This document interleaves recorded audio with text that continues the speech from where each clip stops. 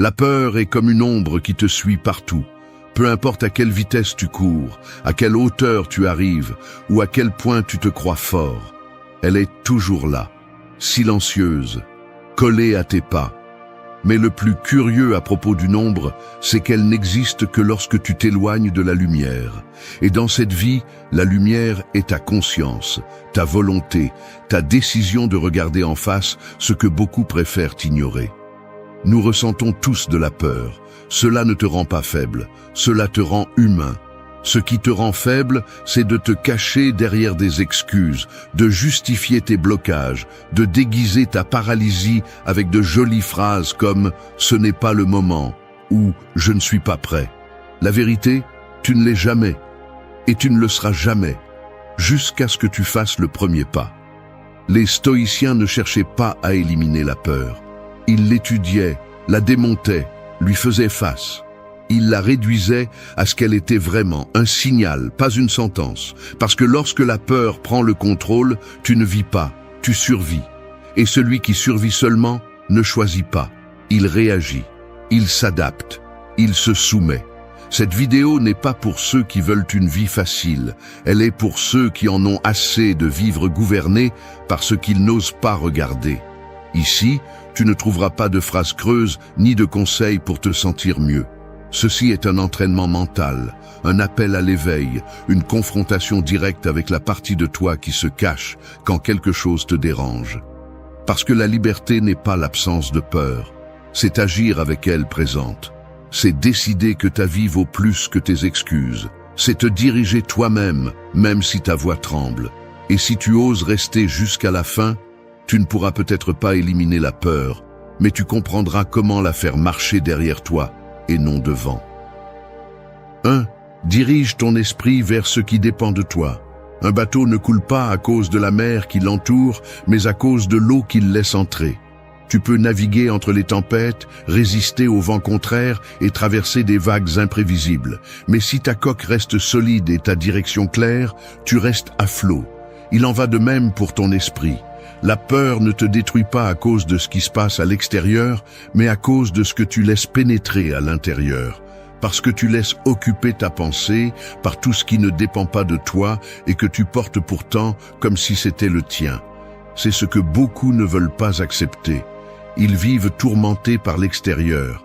Ils sont inquiets pour l'avenir. Ils sont consumés par l'opinion des autres. Ils sont paralysés par ce qu'ils ne peuvent pas contrôler. Ils se lèvent chaque jour en regardant vers l'extérieur, espérant que le monde leur apporte la tranquillité, mais ce monde est le chaos. Et si tu ne sais pas ce que tu peux contrôler, alors tout t'emporte. C'est pourquoi tu vis dans l'anxiété. Parce que ton attention est mal placée. Parce que ton énergie est investie dans une bataille que tu ne peux pas gagner. Les stoïciens ont enseigné que le premier pas vers la liberté est de séparer avec précision ce qui est entre tes mains et ce qui ne l'est pas. Ton esprit, ton attitude, ton action, ton effort, cela dépend de toi. Tout le reste, non. Et si tu ne peux pas le contrôler, pourquoi en fais-tu partie de ta souffrance ? Qu'as-tu à gagner en nourrissant une peur qui naît de ce qui n'a jamais été ta responsabilité ? Rien. Tu ne fais que te fatiguer et te empoisonner lentement. Tu perds en clarté et tu deviens un esclave émotionnel de l'extérieur. Tu ne peux pas contrôler si quelqu'un t'accepte, si tout se passe comme tu l'as prévu, si le résultat final est favorable. Mais tu peux contrôler comment tu agis, comment tu réponds, comment tu choisis de penser. Tu peux décider de parler avec respect, même si on ne te répond pas bien.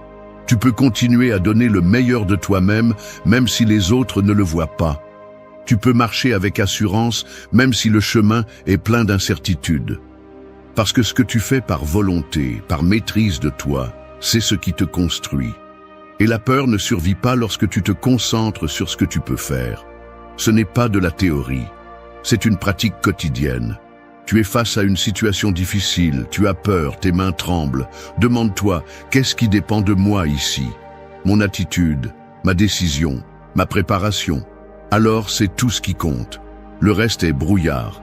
Ne te concentre pas sur le rejet, concentre-toi sur la clarté de ton discours. Ne te concentre pas sur la perte, concentre-toi sur la façon dont tu vas te relever.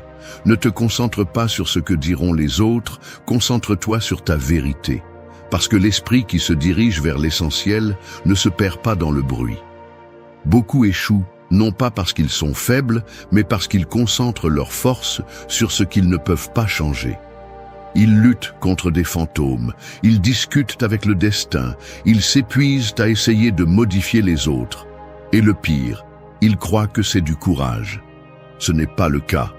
Le courage, c'est de regarder ce qui te revient, de prendre la responsabilité de ta part, d'arrêter de blâmer et de commencer à agir.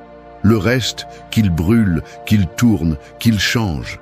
Mais toi, reste ferme dans tes décisions. Parce qu'au final, tu ne contrôles pas la mer. Mais tu peux diriger le gouvernail. Et c'est suffisant pour que la peur cesse d'être le capitaine de ta vie. 2. Brise la peur avec des actions petites mais courageuses. Il y a des moments où tu n'as pas besoin d'une grande réponse. Tu as juste besoin de bouger. Une seconde de plus sans le faire, et tu te noies dans ton propre esprit. Parce que la peur ne crie pas, elle chuchote. Elle s'insinue silencieusement entre tes pensées et te paralyse avec des doutes déguisés en logique. Et si tu ne réagis pas, elle te consume de l'intérieur. Peu importe combien de théories tu connais, combien de livres tu lis, combien de clarté tu penses avoir. Si tu n'agis pas, tu ne progresses pas. Et si tu ne progresses pas, tu restes bloqué, tournant en rond autour de ce qui te fait peur. Il y a ceux qui attendent d'avoir tout sous contrôle pour faire le premier pas. Mais cela n'arrive jamais. Il y aura toujours une excuse, une justification, un obstacle inventé par ton esprit. Ce qui te rend vraiment fort n'est pas d'éviter la peur, c'est de la défier avec des mouvements petits, concrets et délibérés. Même si cela semble minime, même si cela semble insignifiant, ce que tu fais en présence de la peur vaut plus que toute réflexion faite depuis le confort. L'action est ce qui brise le sort. Les stoïciens n'étaient pas naïfs. Ils ne croyaient pas que la peur disparaissait par la volonté.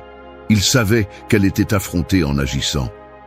Épictète disait qu'il ne s'agit pas que le monde ne cause pas d'impression, mais de t'entraîner pour que ces impressions ne décident pas pour toi. Et comment s'entraîne-t-on à cela? Avec de la pratique, avec de petites décisions prises consciemment.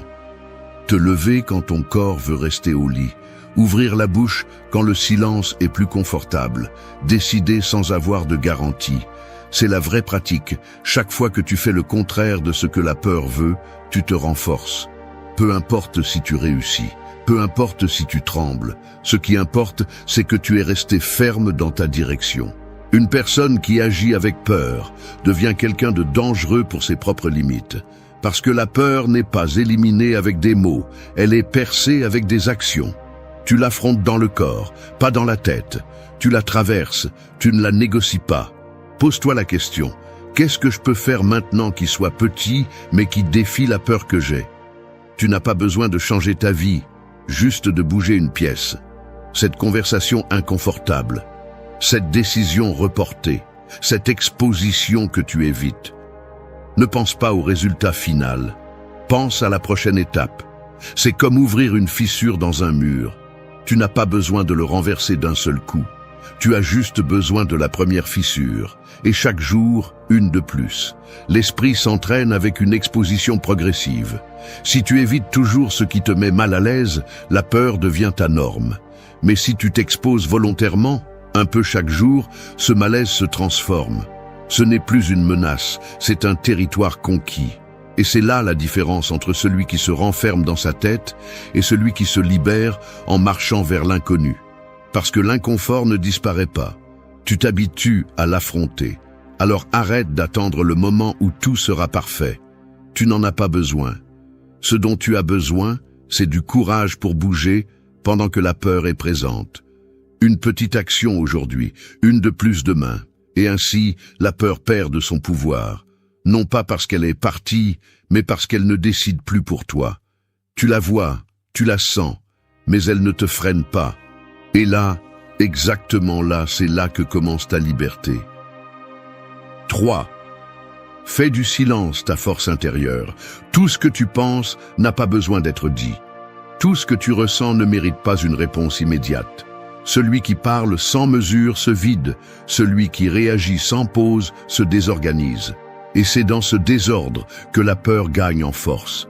Parce que la peur ne s'exprime pas toujours par des cris, elle se cache souvent dans le besoin constant de parler, de se justifier, de prouver que tout va bien, alors qu'en réalité, on est au bord du gouffre. Dans un monde où tout le monde crie pour être entendu, apprendre à garder le silence est un acte de pouvoir. Mais pas un silence passif, ni faible. Nous parlons d'un silence choisi. Un silence qui ne fuit pas, qui ne cache pas, qui ne se rend pas. C'est ce moment où tu décides de ne pas répondre à l'impulsion, de ne pas tomber dans la provocation, de ne pas expliquer ta valeur. Parce que tu sais que ta paix vaut plus que n'importe quel argument. Ce silence ne t'isole pas, il te concentre. Il te rend le contrôle sur toi-même, sur ta réaction, sur ton énergie. La peur se manifeste souvent comme une urgence. Elle te fait croire que si tu ne réponds pas maintenant, tu perds, que si tu ne parles pas, on te marche dessus, que si tu ne te défends pas, tu deviens faible. Mais c'est le contraire. Chaque fois que tu choisis de ne pas réagir, chaque fois que tu choisis le silence plutôt que le chaos, quelque chose en toi se renforce. Non pas parce que tu ignores ce qui se passe, mais parce que tu choisis comment y faire face. Avec fermeté, pas avec désespoir. Les stoïciens parlaient de la maîtrise de soi comme la base de toute vertu. Il ne s'agit pas de réprimer, il s'agit de décider. Ta parole va-t-elle construire ou incendier? Ta réponse va-t-elle guérir ou simplement soulager ton ego? Ton impulsion mérite-t-elle d'être entendue ou a-t-elle simplement besoin de passer? Le silence n'est pas vide. C'est un espace pour réfléchir avant d'agir.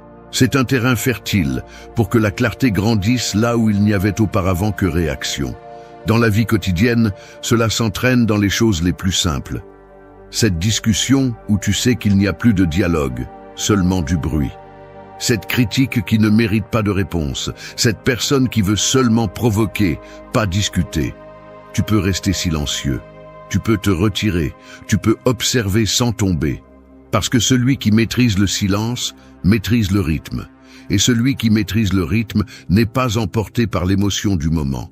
Il décide quand, comment et si cela vaut la peine de répondre. Ne confonds pas cela avec le fait de se taire par peur. Se taire par peur est soumission. Garder le silence par conscience est pouvoir. C'est regarder l'autre avec calme et comprendre que tu n'as pas besoin de gagner une bataille qui te fera te perdre toi-même. C'est te rendre compte que, parfois, celui qui reste silencieux est le seul qui est vraiment présent. Et que celui qui parle le plus est souvent celui qui veut le plus se convaincre de quelque chose. Fais du silence un refuge, mais aussi un outil. Utilise-le pour mieux réfléchir, pour écouter davantage, pour répondre avec précision plutôt qu'avec impulsion. Parce que chaque fois que tu décides de ne pas réagir, tu rappelles à ta peur que c'est toi qui es aux commandes. Pas les nerfs, pas la colère, pas l'anxiété. Toi. Et ce contrôle, bien qu'il semble petit, transforme tout. Il y a de la force en celui qui n'a pas besoin d'être vu tout le temps.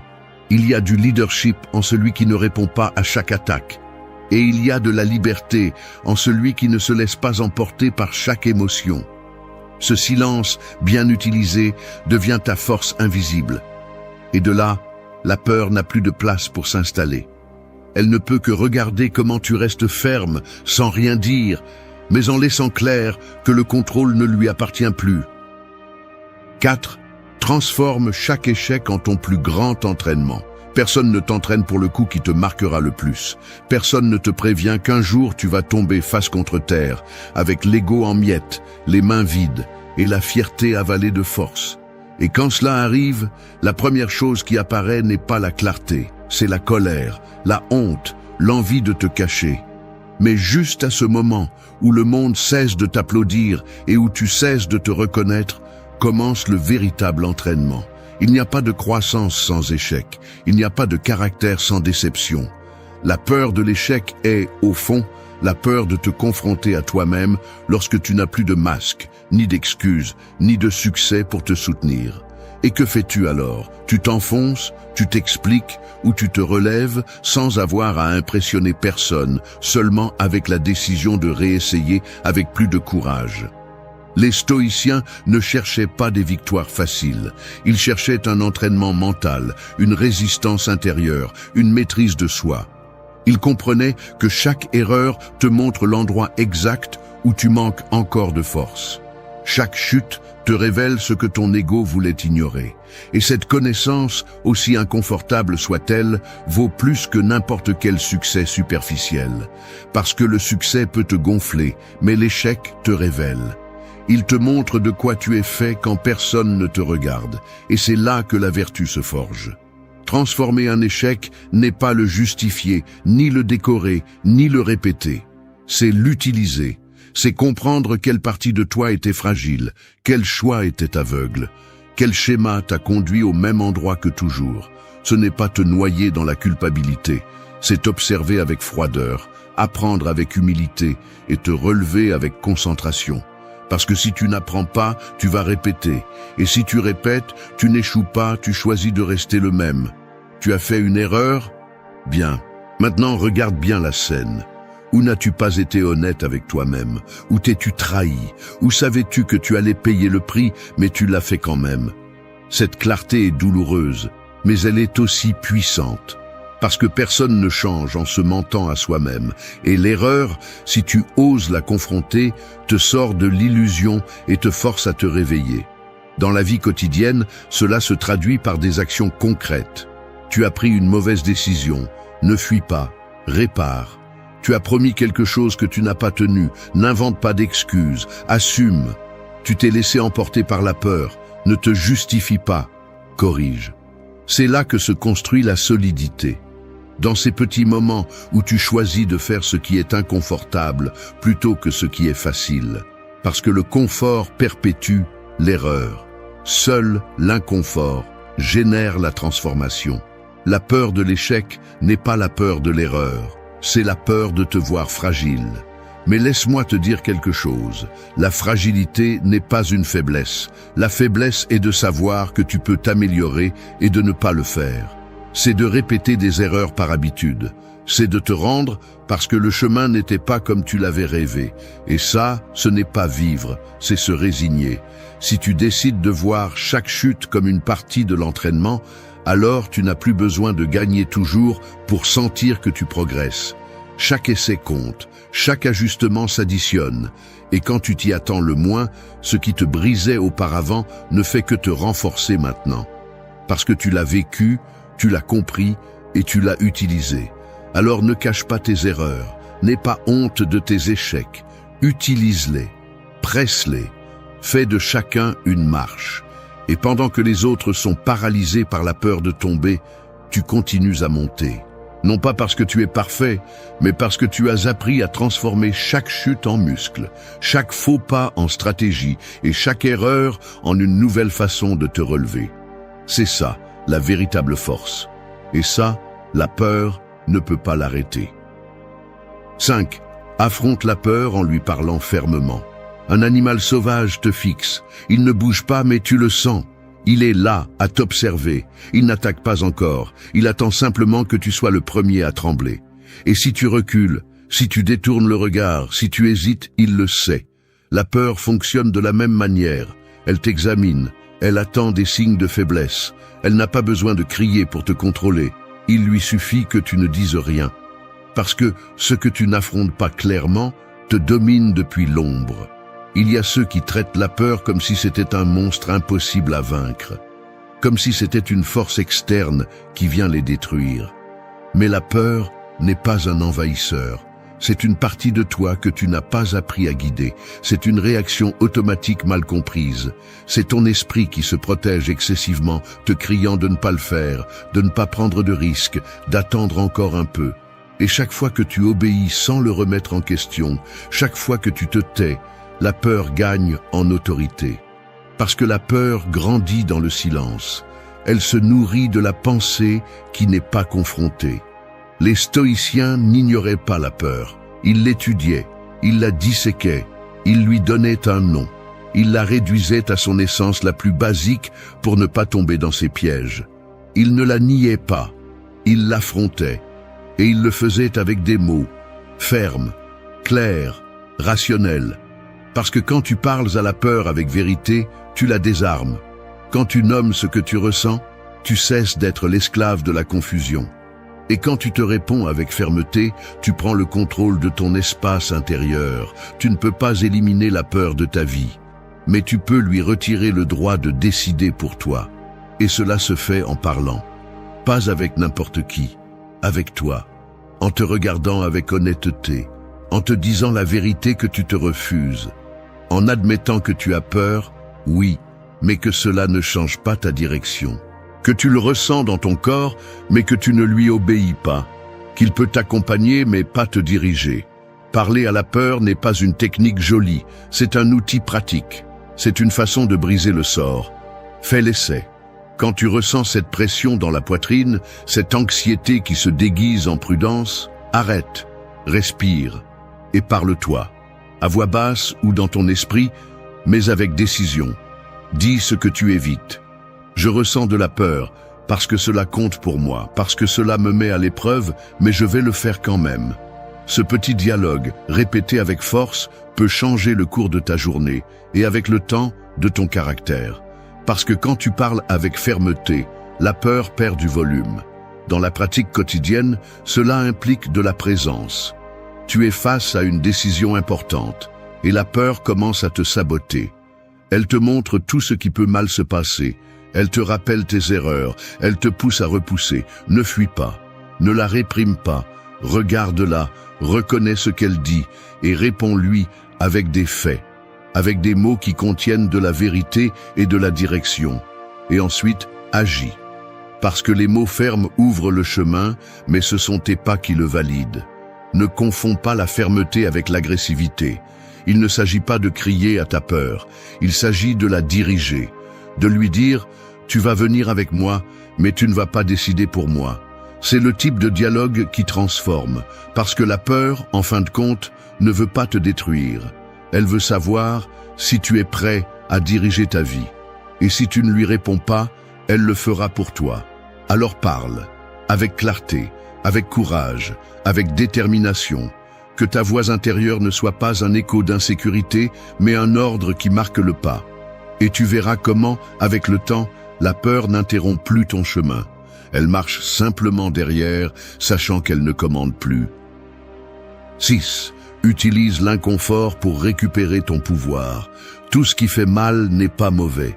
Tout ce qui dérange ne doit pas être évité. En fait, la plupart de ce qui te dérange aujourd'hui est précisément ce que tu as besoin de traverser. Mais tu l'évites. Tu l'esquives avec des excuses, des distractions, des routines vides qui te font te sentir occupé, mais pas éveillé. Et c'est ainsi qu'une vie faible se construit, non pas parce que tu ne peux pas supporter la douleur, mais parce que chaque fois que quelque chose exige de la force, tu recules, parce que tu confonds la paix avec le confort, et le confort avec le bien-être. Et ce n'est pas la même chose.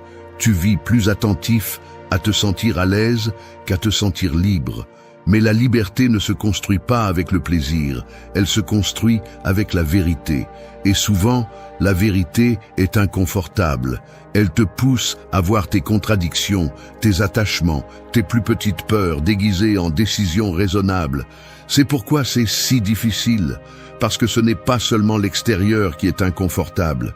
Il est inconfortable de te regarder sans filtre et de reconnaître que tu passes des années à éviter ce que tu as vraiment besoin d'affronter. Les stoïciens ne cherchaient pas une vie facile, ils cherchaient un esprit fort.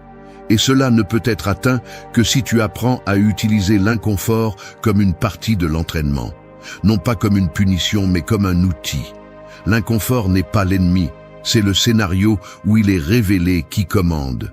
Toi ou tes impulsions, toi ou ta peur, toi ou cette partie de toi qui trouve toujours une excuse pour ne pas agir.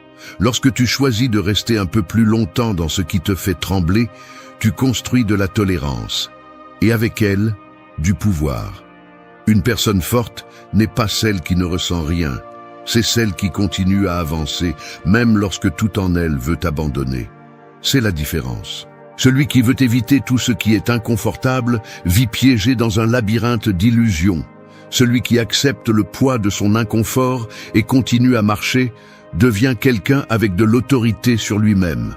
Et cela se voit dans la façon dont il parle, dans la façon dont il décide, dans la façon dont il ne se laisse pas bouger par n'importe quoi. Tu as l'habitude de fuir l'inconfort, mais réfléchis bien. Qu'est-ce qui a vraiment changé dans ta vie lorsque tu fuis? Rien. Tout reste pareil. La peur est toujours là. Le problème est toujours là. Le vide est toujours là. Ce qui change, c'est quand tu traverses. Quand tu fais ce que tu as dit que tu ferais. Quand tu t'assois avec cet inconfort et que tu l'utilises comme un élan, pas comme un obstacle. Parce que chaque fois que tu le fais, ton esprit enregistre que tu peux résister. Et cet enregistrement est le début de ta force. Ce n'est pas quelque chose de philosophique, c'est pratique. Te mettre volontairement dans l'inconfort te prépare. Dire ce que tu as du mal à dire.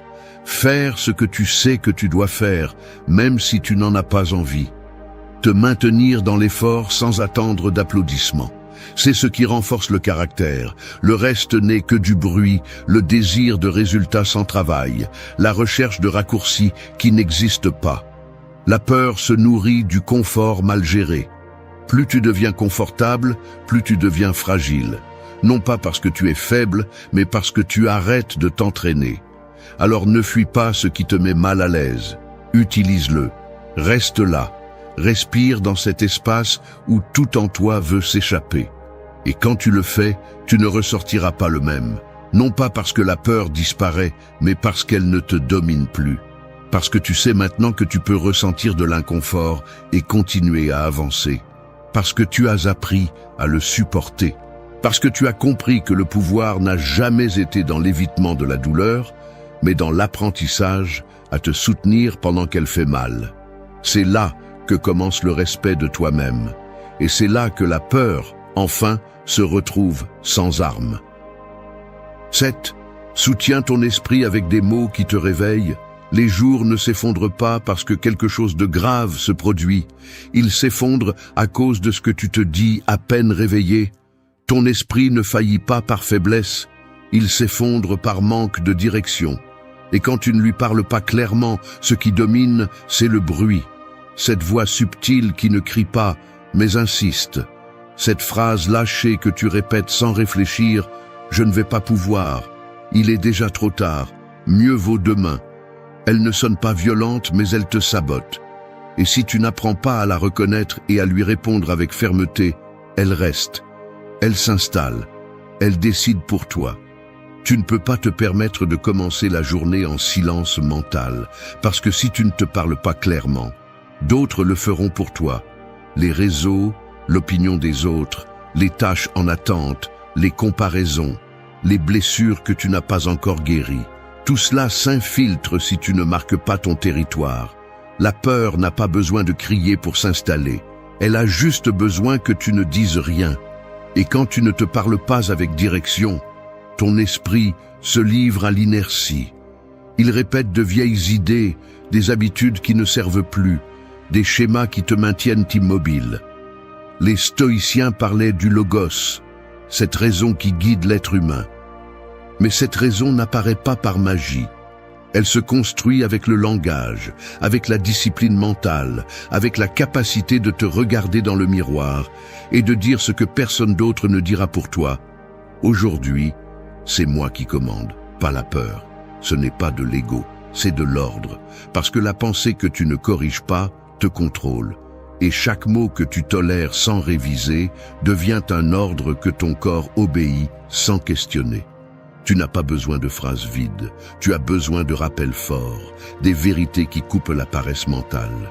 Répéter avec conviction « ce que je crains n'est pas plus fort que ma volonté ». Te dire sans fioriture « je vais agir même si j'ai des doutes ».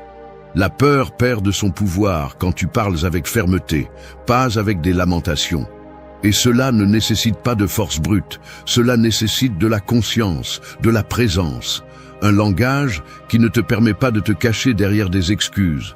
Te parler correctement n'est pas te dire ce que tu veux entendre, C'est te dire ce que tu as besoin d'entendre. C'est te mettre mal à l'aise avec intention. C'est savoir que ton langage intérieur définit ta résistance. Parce que si tu te parles comme une victime, tu vivras comme une victime. Si tu te parles comme quelqu'un qui a des options, tu bougeras. Et si chaque jour tu te soutiens avec une phrase claire, alors le doute n'a plus de place pour grandir. Cela se pratique, pas comme un mantra vide, mais comme une structure interne. Tu ressens de l'anxiété? Ne l'ignore pas, nomme-la, reconnais-la. Mais ensuite, réponds-lui. Tu peux rester, mais je vais faire ce que j'ai dit que je ferai. Cette phrase simple peut changer le ton de ta journée. Parce que tu ne réprimes rien. Tu diriges ton état mental. Tu utilises le langage comme il doit être utilisé, comme un guide, comme une direction, comme un acte de domination personnelle. Ta voix intérieure doit être une alliée, pas un fardeau. Elle ne peut pas devenir l'écho de tes pires peurs. Tu dois la former comme tu formes ton corps, avec rigueur, avec répétition, avec intention, parce que ton esprit s'habitue à ce qu'il entend. Et si chaque jour tu lui donnes un message faible, tu agiras à partir du doute. Mais si tu la réveilles avec des phrases qui te secouent, tu construiras du caractère. Et le caractère est ce qui te maintient ferme lorsque tout autour commence à chanceler. Ce n'est pas de la magie, c'est une habitude, une phrase bien choisie au réveil, une idée claire avant d'agir, un mot ferme lorsque la peur apparaît. C'est ta structure, c'est ce qui te soutient lorsque tes émotions échouent, parce que lorsque tu apprends à te parler avec vérité, la peur n'a plus de place pour s'installer. Elle observe seulement, mais elle ne décide plus. 8. Vis comme si chaque jour était une décision finale. Le problème n'est pas que le temps passe vite, c'est que tu agis comme si tu en avais plus que tu n'en as réellement. Comme si tu pouvais continuer à repousser l'important, à fuir l'inconfortable et à attendre que la peur disparaisse d'elle-même. Mais ce jour n'arrive pas. Ce qui arrive, sans prévenir, c'est le moment où tu te rends compte qu'il n'y a plus de marge. Il n'y a plus de temps pour repousser, ni pour justifier, ni pour porter des excuses héritées. Il ne reste que ce que tu as fait et ce que tu n'as pas osé faire. Les stoïciens ne parlaient pas de la mort pour effrayer, ils en parlaient pour éveiller. Non pas comme une menace, mais comme un rappel. Marc Aurèle l'avait bien compris, chaque jour peut être le dernier, alors n'agis pas comme si tu allais vivre éternellement. Cette phrase, loin d'être tragique, est l'une des plus puissantes que tu peux intégrer. Parce que lorsque tu vis comme si chaque jour comptait, ton esprit cesse de se rendre face à la peur et commence à s'aligner avec la vérité. Imagine qu'aujourd'hui soit la dernière fois que tu peux prendre une décision courageuse. Que ce soir, tu n'aurais plus d'autre choix que de faire la paix avec toi-même ou de rester avec le doute éternel. Ferais-tu différemment ? Te déplacerais-tu, même si la peur est présente? Arrêterais-tu de faire semblant? Briserais-tu le cycle? Vivre avec urgence ne signifie pas vivre dans la précipitation, cela signifie vivre avec intention. Ne pas s'endormir dans le confort, ne pas ignorer ce qui est en train de pourrir à l'intérieur, ne pas continuer à repousser ce que tu sais que tu dois faire. Chaque jour où tu cèdes à la peur, tu t'éloignes de toi-même. Et chaque fois que tu choisis le courage, même dans le plus petit, tu te retrouves. Ce point ne concerne pas le fait de faire de grands changements d'un coup. Il s'agit de cesser de vivre avec l'âme gelée. D'arrêter de signer des pactes avec la peur juste pour éviter l'inconfort. La vie n'attend pas, et tu n'as pas été fait pour te cacher derrière de belles idées. Tu as été fait pour affronter, pour décider, pour vivre à partir du feu qui reste à l'intérieur. Il y a une décision que personne ne peut prendre pour toi, vivre avec courage ou continuer à réagir à partir de l'évasion. Peu importe ce qui t'est arrivé, peu importe qui t'a déçu, peu importe combien de fois tu as trébuché. La seule chose qui compte maintenant est de savoir si tu vas continuer à traîner cette histoire comme une excuse ou si tu vas enfin écrire quelque chose de différent. Non pas parce que tu n'as pas peur, mais parce que tu as compris que la peur ne peut pas avoir le dernier mot. Tout ce que tu as lu jusqu'à présent te mène à ce point. Diriger ton esprit, agir avec courage, soutenir le silence, apprendre de l'erreur, te parler clairement, résister à l'inconfort. Tout cela te prépare pour ceci, choisir. Ne plus vivre en pilote automatique, ne pas te rendre à la voix qui te dit que tu ne peux pas, ne pas continuer à respirer par inertie, mais vivre avec intention, avec tempérament, avec cette sensation réelle que le temps vaut, et toi aussi. Tu n'es pas ici pour feindre la force, tu es ici pour la forger. Et chaque jour est une nouvelle opportunité de décider si tu vas continuer à fuir ou si tu vas enfin avancer. Tu ne contrôles peut-être pas ce qui vient, mais tu peux décider comment tu arrives. Et si tu choisis d'arriver avec courage, alors la peur n'a plus d'espace pour grandir, parce que ta décision est déjà prise. Vivre même si ça fait mal, agir même si tu trembles, être toi même si ça te coûte, c'est la liberté que personne ne peut te prendre. Et ça commence aujourd'hui, pas demain, aujourd'hui, comme si c'était la dernière fois. Parce que peut-être que c'est le cas. L'insécurité est comme une cage sans barreaux. Tu ne la vois pas, mais tu la ressens chaque fois que tu veux avancer. Tu fais un pas et quelque chose d'invisible te tire en arrière.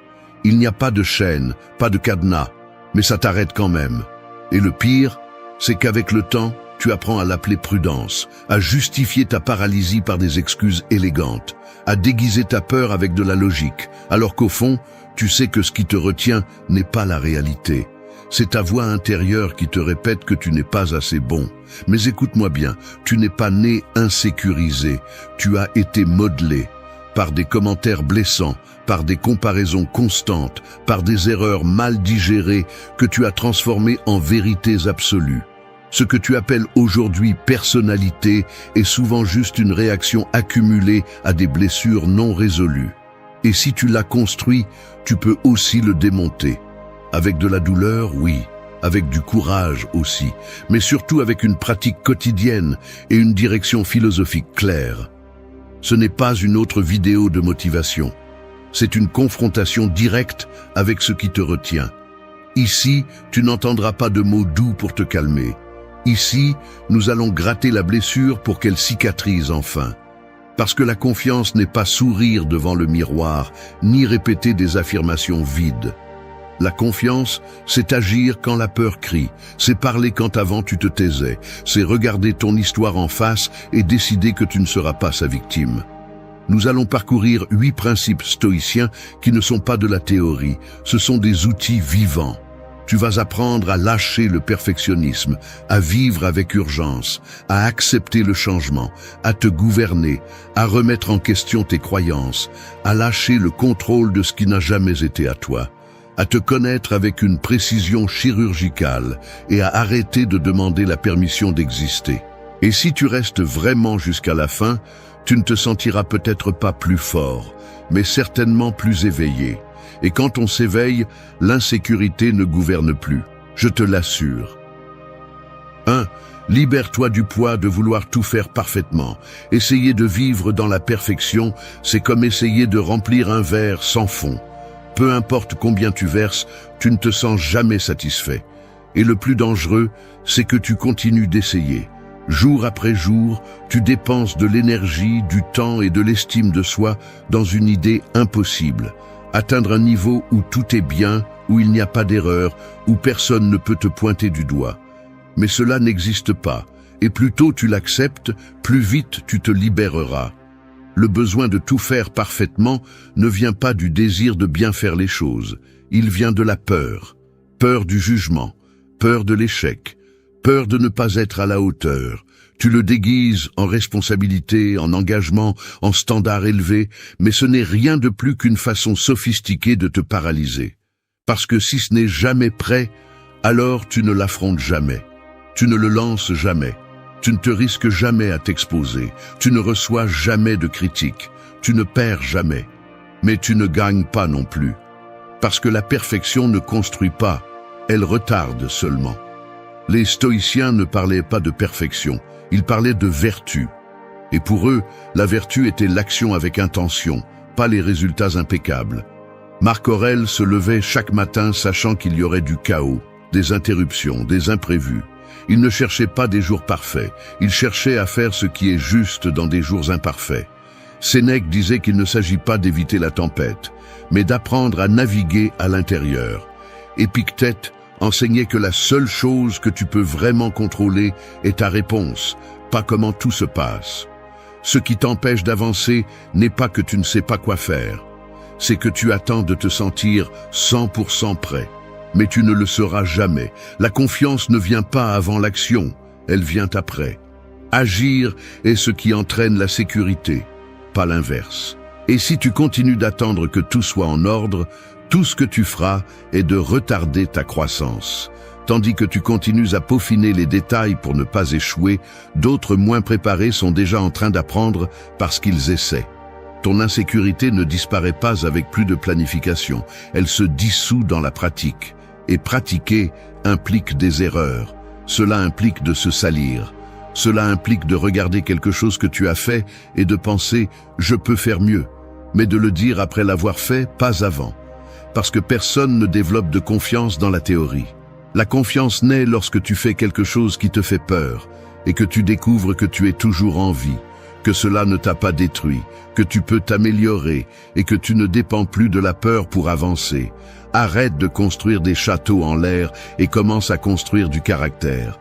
Arrête de planifier des lancements parfaits et commence à lancer.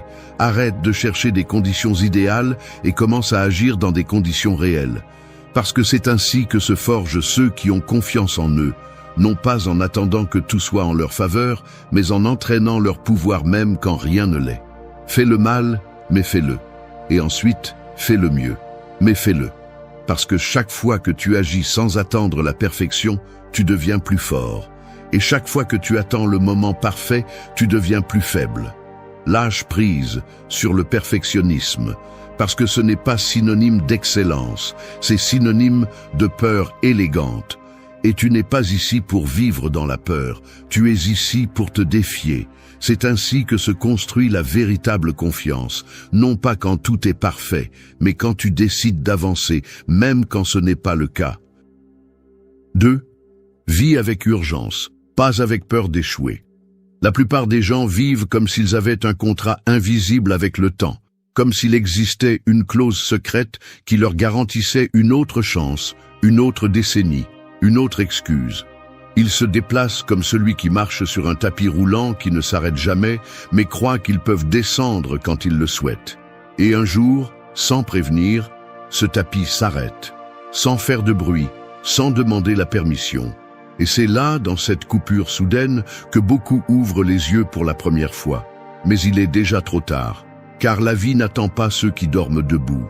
Vivre avec urgence n'est pas vivre à toute vitesse. C'est vivre éveillé. C'est comprendre que l'horloge n'est pas accrochée au mur, elle est tatouée sur ta peau. Et chaque minute que tu gaspilles à justifier ton immobilité est une minute qui est enterrée dans l'oubli. Tu peux déguiser ta peur avec des stratégies, tu peux la justifier avec de la logique, tu peux l'appeler préparation. Mais le temps ne distingue pas les raisons, il ne compte que les pas. Et si tu ne progresses pas, il te consume. La peur d'échouer a été le meilleur employé du système. Elle te maintient obéissant, passif, rêvant de ce que tu pourrais faire si les conditions changeaient.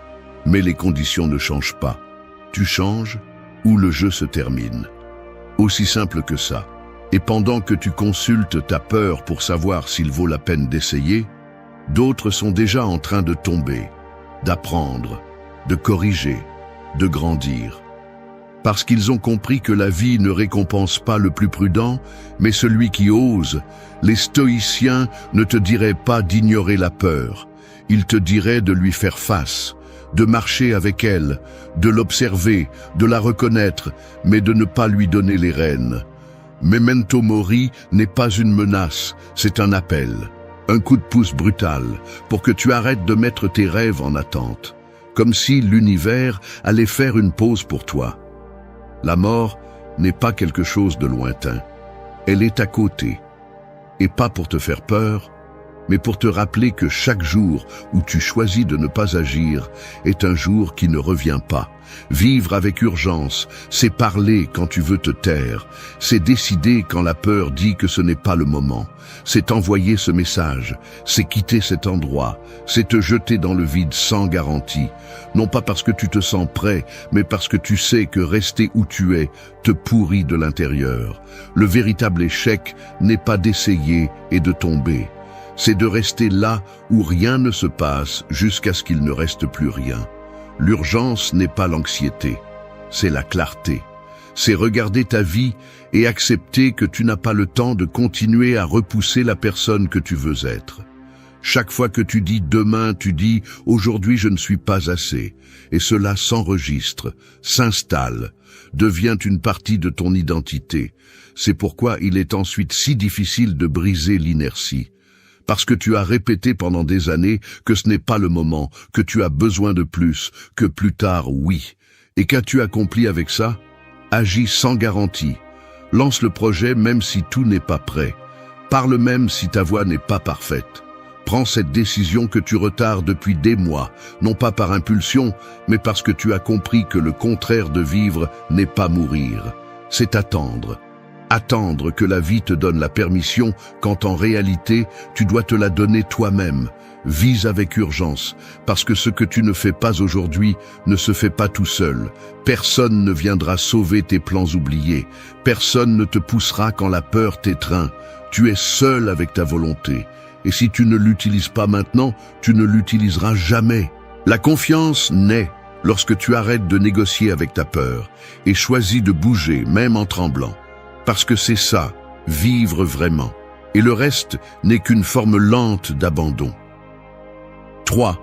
Accepte le changement avant qu'il ne t'entraîne. Imagine quelqu'un debout face à une vague géante qui approche. Il a deux options. S'adapter au déferlement et bouger avec lui, ou rester immobile en croyant que s'il ne bouge pas, la vague passera sans le toucher. C'est la même illusion que vit celui qui résiste au changement. Il croit que s'il ne fait rien, les choses resteront les mêmes. Mais la vague ne demande pas la permission. Le changement n'attend pas ton accord. Il arrive, et si tu ne t'adaptes pas, il t'emporte. L'insécurité grandit lorsque tu luttes contre l'inévitable.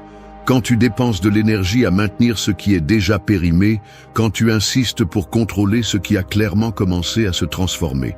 Ce qui te génère de l'anxiété n'est pas le changement. C'est ta résistance à lui. Parce qu'au fond, tu sais que tu ne peux plus être qui tu étais, mais tu n'oses pas devenir qui tu devrais être. Et ce point intermédiaire, cette contradiction silencieuse entre ce qui était et ce qui pourrait être, est ce qui t'affaiblit le plus. Les stoïciens le voyaient avec une brutalité claire. Ce n'est pas ce qui se passe qui te fait du mal, c'est ton jugement à ce sujet. Le changement n'est pas un ennemi. Il fait partie de l'ordre naturel. Te refuser à lui, c'est comme vouloir geler le vent ou enfermer la pluie. Tu n'y arriveras pas. La seule chose que tu peux faire est de t'entraîner à le naviguer. Parce que celui qui résiste souffre, et celui qui accepte se transforme. Accepter n'est pas se rendre, c'est se préparer. C'est voir avec lucidité ce qui est déjà en mouvement et décider comment tu vas répondre. Ce n'est pas de la passivité, c'est de la stratégie. C'est arrêter de dépenser ton énergie à lutter contre la réalité et commencer à l'utiliser pour construire sur le nouveau.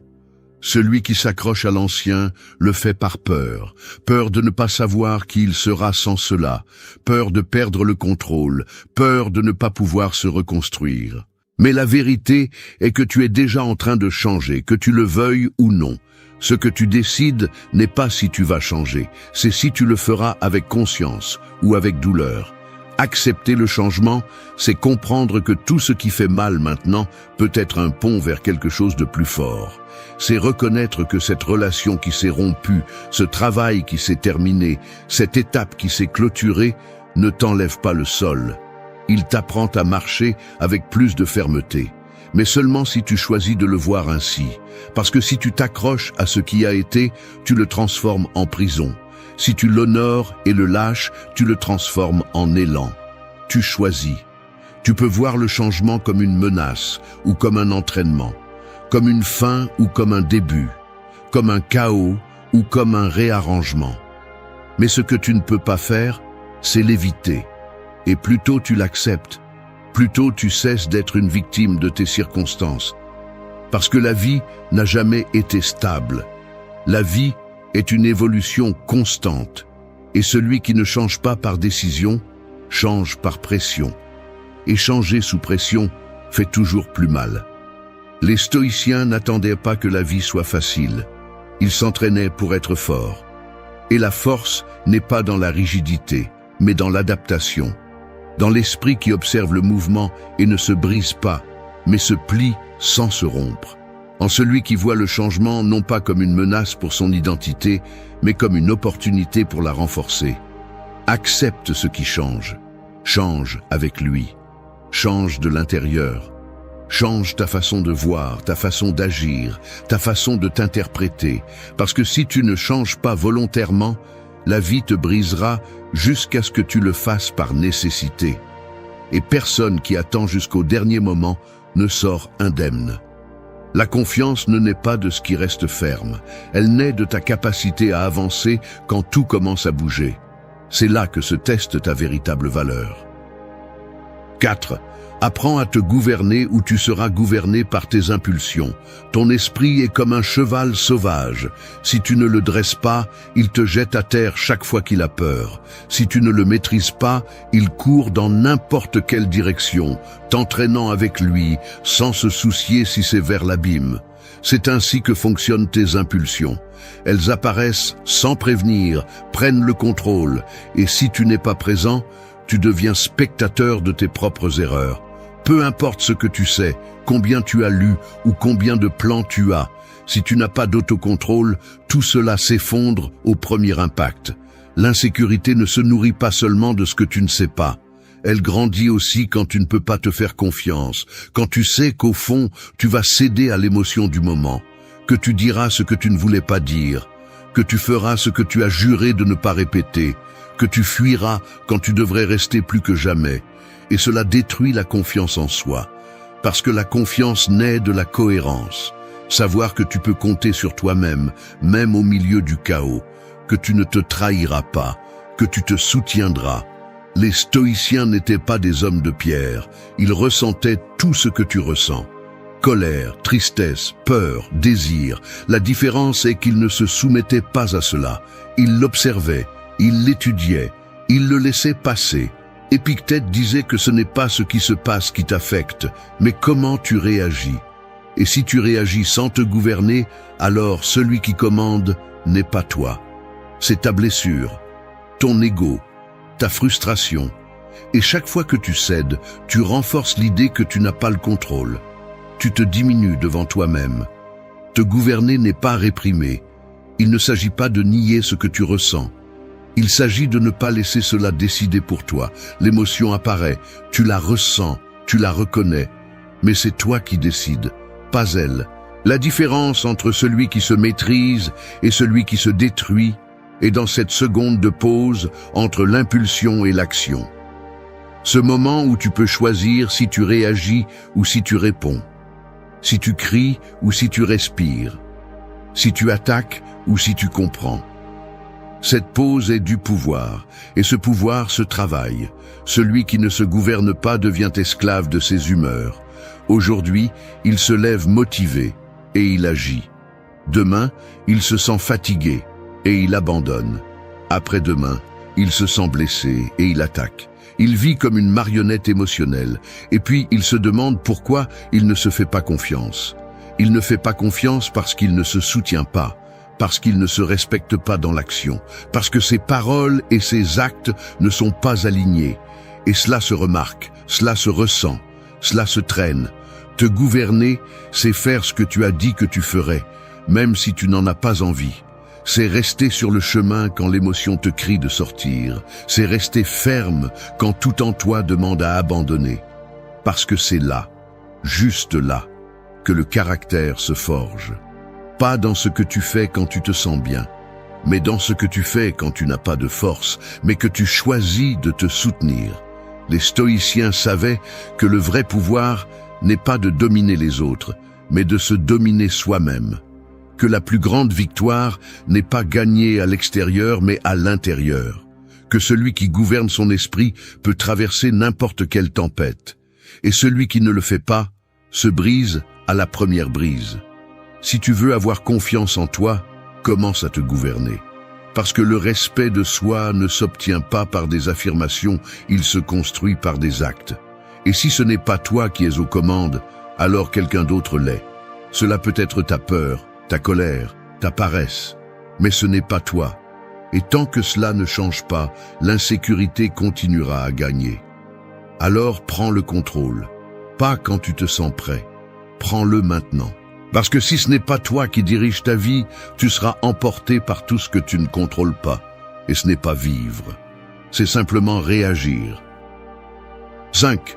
Brise les croyances qui te rendent faible. Vivre accroché à des croyances limitantes, c'est comme habiter une maison avec un plafond très bas. Peu importe combien tu grandis à l'intérieur, tôt ou tard, tu vas te cogner la tête contre quelque chose que tu as laissé là. Et le pire n'est pas le coup.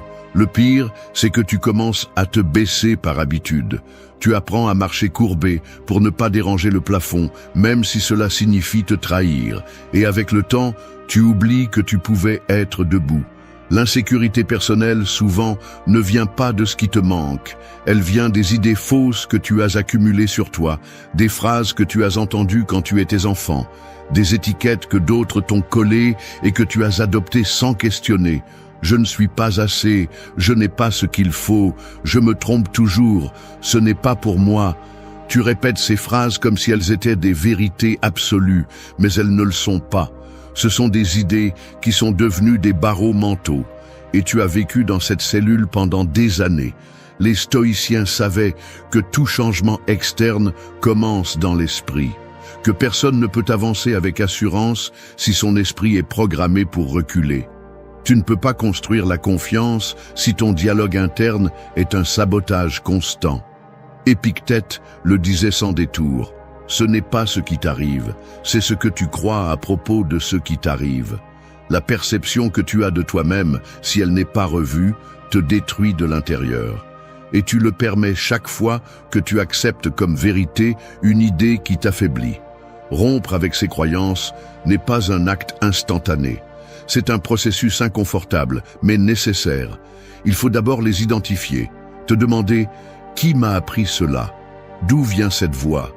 Quel bénéfice caché j'obtiens en continuant à y croire ? Car souvent, tu gardes des idées qui te blessent parce qu'elles te sont familières, parce qu'elles te donnent une identité, parce qu'au moins dans la faiblesse, il y a une excuse qui t'évite d'agir. Mais si tu veux vraiment te transformer, tu dois être prêt à démolir ce qui t'a maintenu dans la médiocrité. Chaque fois que tu choisis de ne pas parler, de ne pas faire, de ne pas te montrer, de ne pas essayer, souvent ce n'est pas par peur réelle, mais par une idée qui agit comme un poison lent. Une voix qui dit « Tu ne peux pas, ce n'est pas pour toi, tu vas échouer ». Cette voix n'est pas toi, c'est un écho, un résidu d'autres qui n'ont pas non plus osé. Mais tu n'as pas à hériter de cette lâcheté. Tu peux être celui qui brise la chaîne. Questionne tout ce qui t'affaiblit. Mets-le sous la loupe. Si une croyance ne te pousse pas, tu n'en as pas besoin. Si une idée ne te renforce pas, laisse-la partir. Et pas parce que tu veux vivre dans une bulle de positivité, mais parce que tu comprends que chaque pensée agit comme une brique dans ta structure mentale, où tu construis une forteresse, où tu construis une prison. Tu décides avec quels matériaux. Les stoïciens ne se définissaient pas par ce que les autres leur disaient.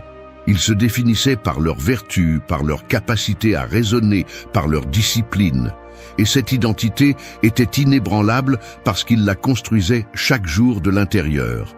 Tu peux faire la même chose. Mais d'abord, tu dois être prêt à trahir la version faible de toi que tu as nourrie. Pas avec haine, mais avec détermination. Pas avec des cris, mais avec conscience. Rompre avec une croyance limitante, c'est comme ouvrir une porte qui a toujours été fermée. Non pas parce que tu n'avais pas la clé, mais parce que quelqu'un t'a convaincu qu'elle était scellée. Aujourd'hui, tu peux tourner la poignée.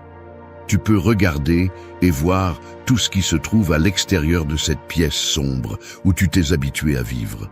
Et si tu oses traverser, tu verras que ce n'était jamais la réalité qui t'arrêtait. C'était toi, obéissant à des idées qui n'ont jamais mérité d'avoir du pouvoir sur toi. 6. Lâche prise de ce qui n'a jamais dépendu de toi.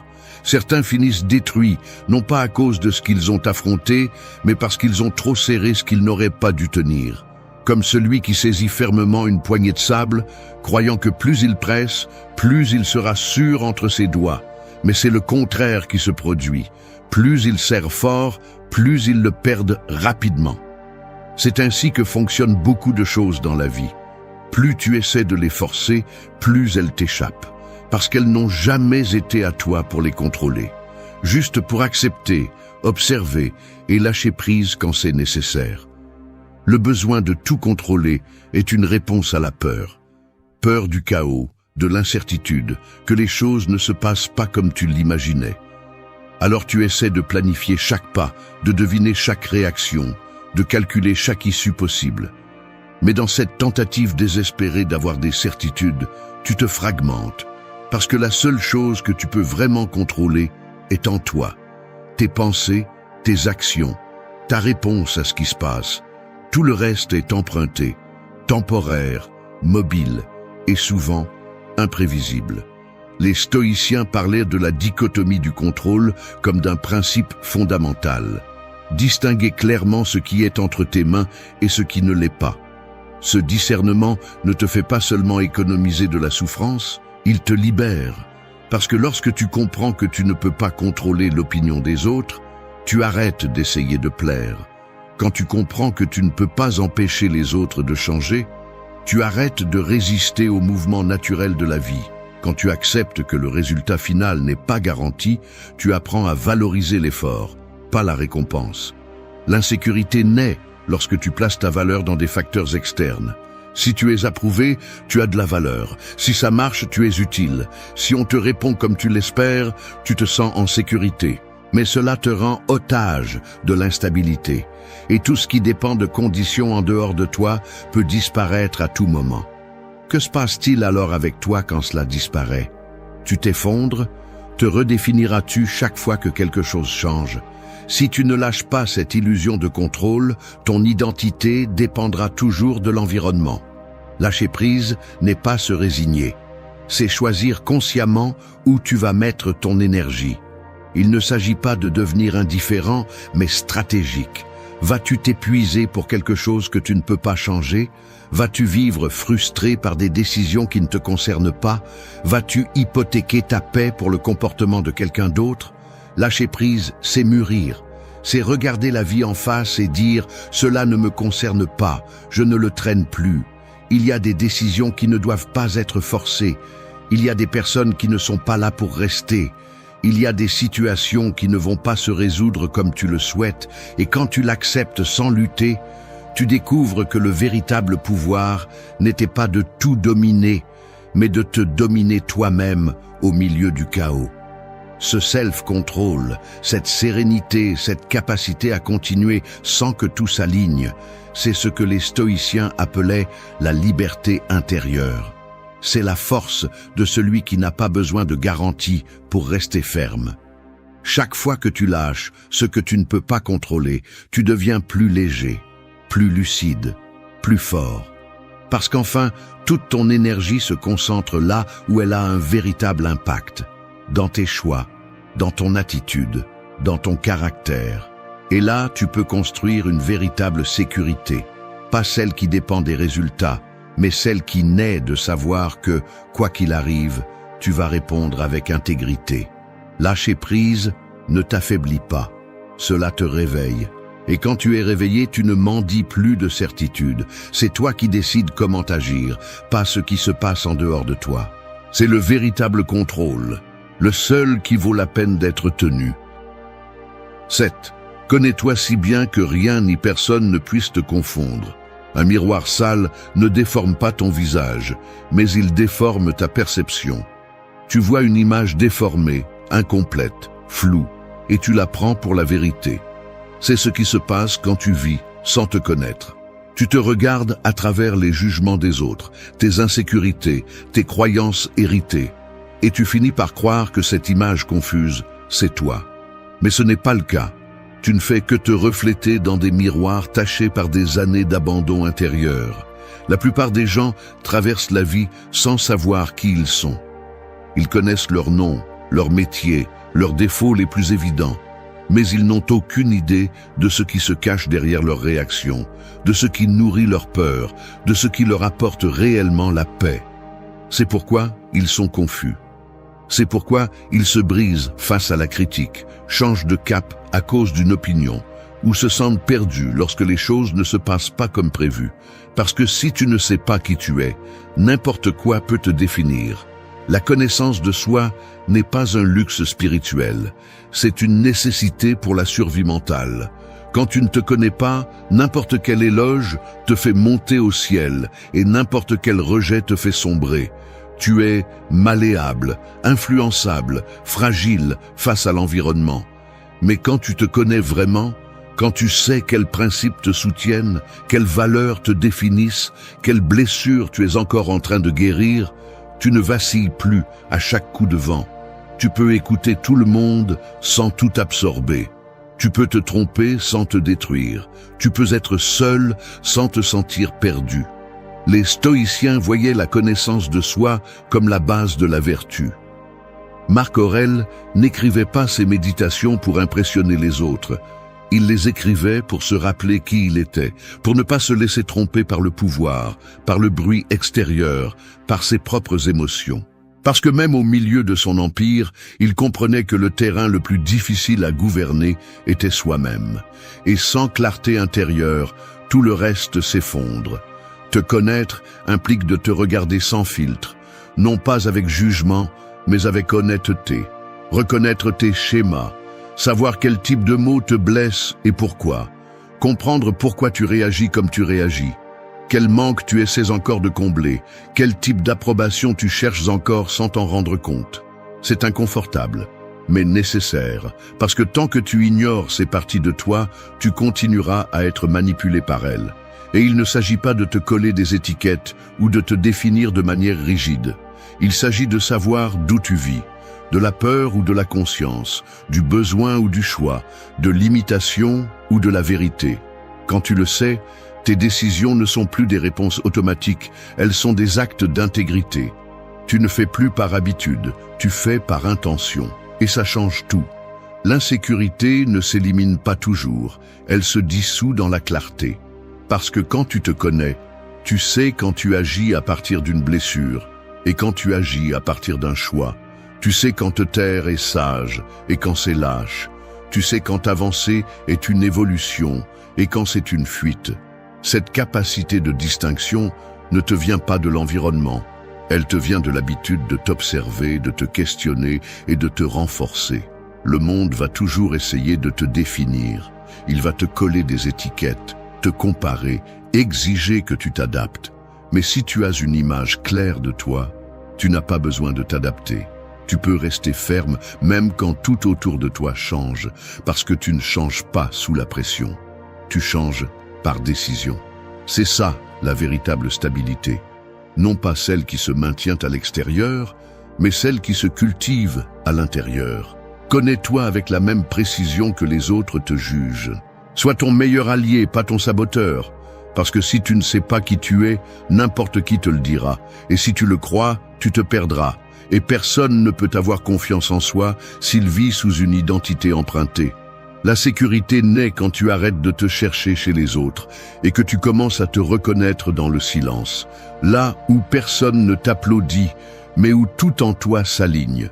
C'est là que commence la véritable force. 8. Arrête d'attendre la permission et commence à te construire. Les portes les plus lourdes ne sont pas faites de métal, elles sont faites de doute. Elles ne grincent pas en s'ouvrant, mais elles craquent de l'intérieur. Et le pire, c'est qu'elles n'ont pas de clé, parce qu'elles n'ont pas été fermées de l'extérieur. C'est toi qui as décidé que ce n'était pas encore le moment, que quelqu'un devait te donner le signal, que quelqu'un devait te dire que tu étais prêt. Mais cela n'arrivera pas. Personne ne va autoriser ton éveil. Personne ne va te pousser à te construire. Ce travail, que tu le veuilles ou non, ne dépend que de toi. Tu as passé trop de temps à attendre des conditions parfaites, des mots qui n'arrivent pas, des opportunités qui ne se présenteront pas tant que tu ne décideras pas de bouger. Et plus tu attends, plus tu rouilles.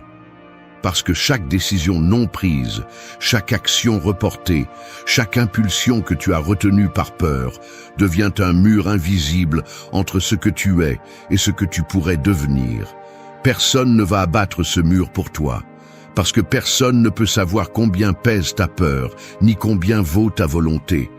Les stoïciens n'attendaient pas d'être compris, ils n'agissaient pas pour être applaudis, ils bougeaient de l'intérieur, d'une certitude interne qui n'avait pas besoin d'être confirmée par personne, parce qu'il savait que celui qui a besoin que les autres valident son chemin marchera toujours en cercle. Tu n'iras jamais loin si ton pas dépend du regard des autres. Cette attente constante de reconnaissance ne fait que prolonger ton immobilisme. Te construire n'est pas un événement public, c'est une guerre privée. Cela signifie déranger ton entourage, être mal interprété, ne plus correspondre à ce qui ne te correspond plus. Cela signifie remettre en question ce que tu as toujours cru vrai et accepter que de nombreuses versions de toi doivent mourir pour que d'autres naissent. Cela signifie prendre des décisions difficiles, sans certitude, sans garantie, sans soutien, et continuer à avancer, malgré tout. Chaque fois que tu retardes ton évolution parce que quelqu'un pourrait ne pas te comprendre, tu choisis de rester dans une version réduite de toi. Chaque fois que tu demandes la permission d'être toi, tu confirmes que tu ne t'appartiens pas. Et c'est le plus grand abandon. Non pas celui que les autres te font, mais celui que tu te fais en ne te soutenant pas. Le moment n'arrivera pas. Le contexte ne changera pas de lui-même. Les personnes que tu espères comprendront peut-être jamais.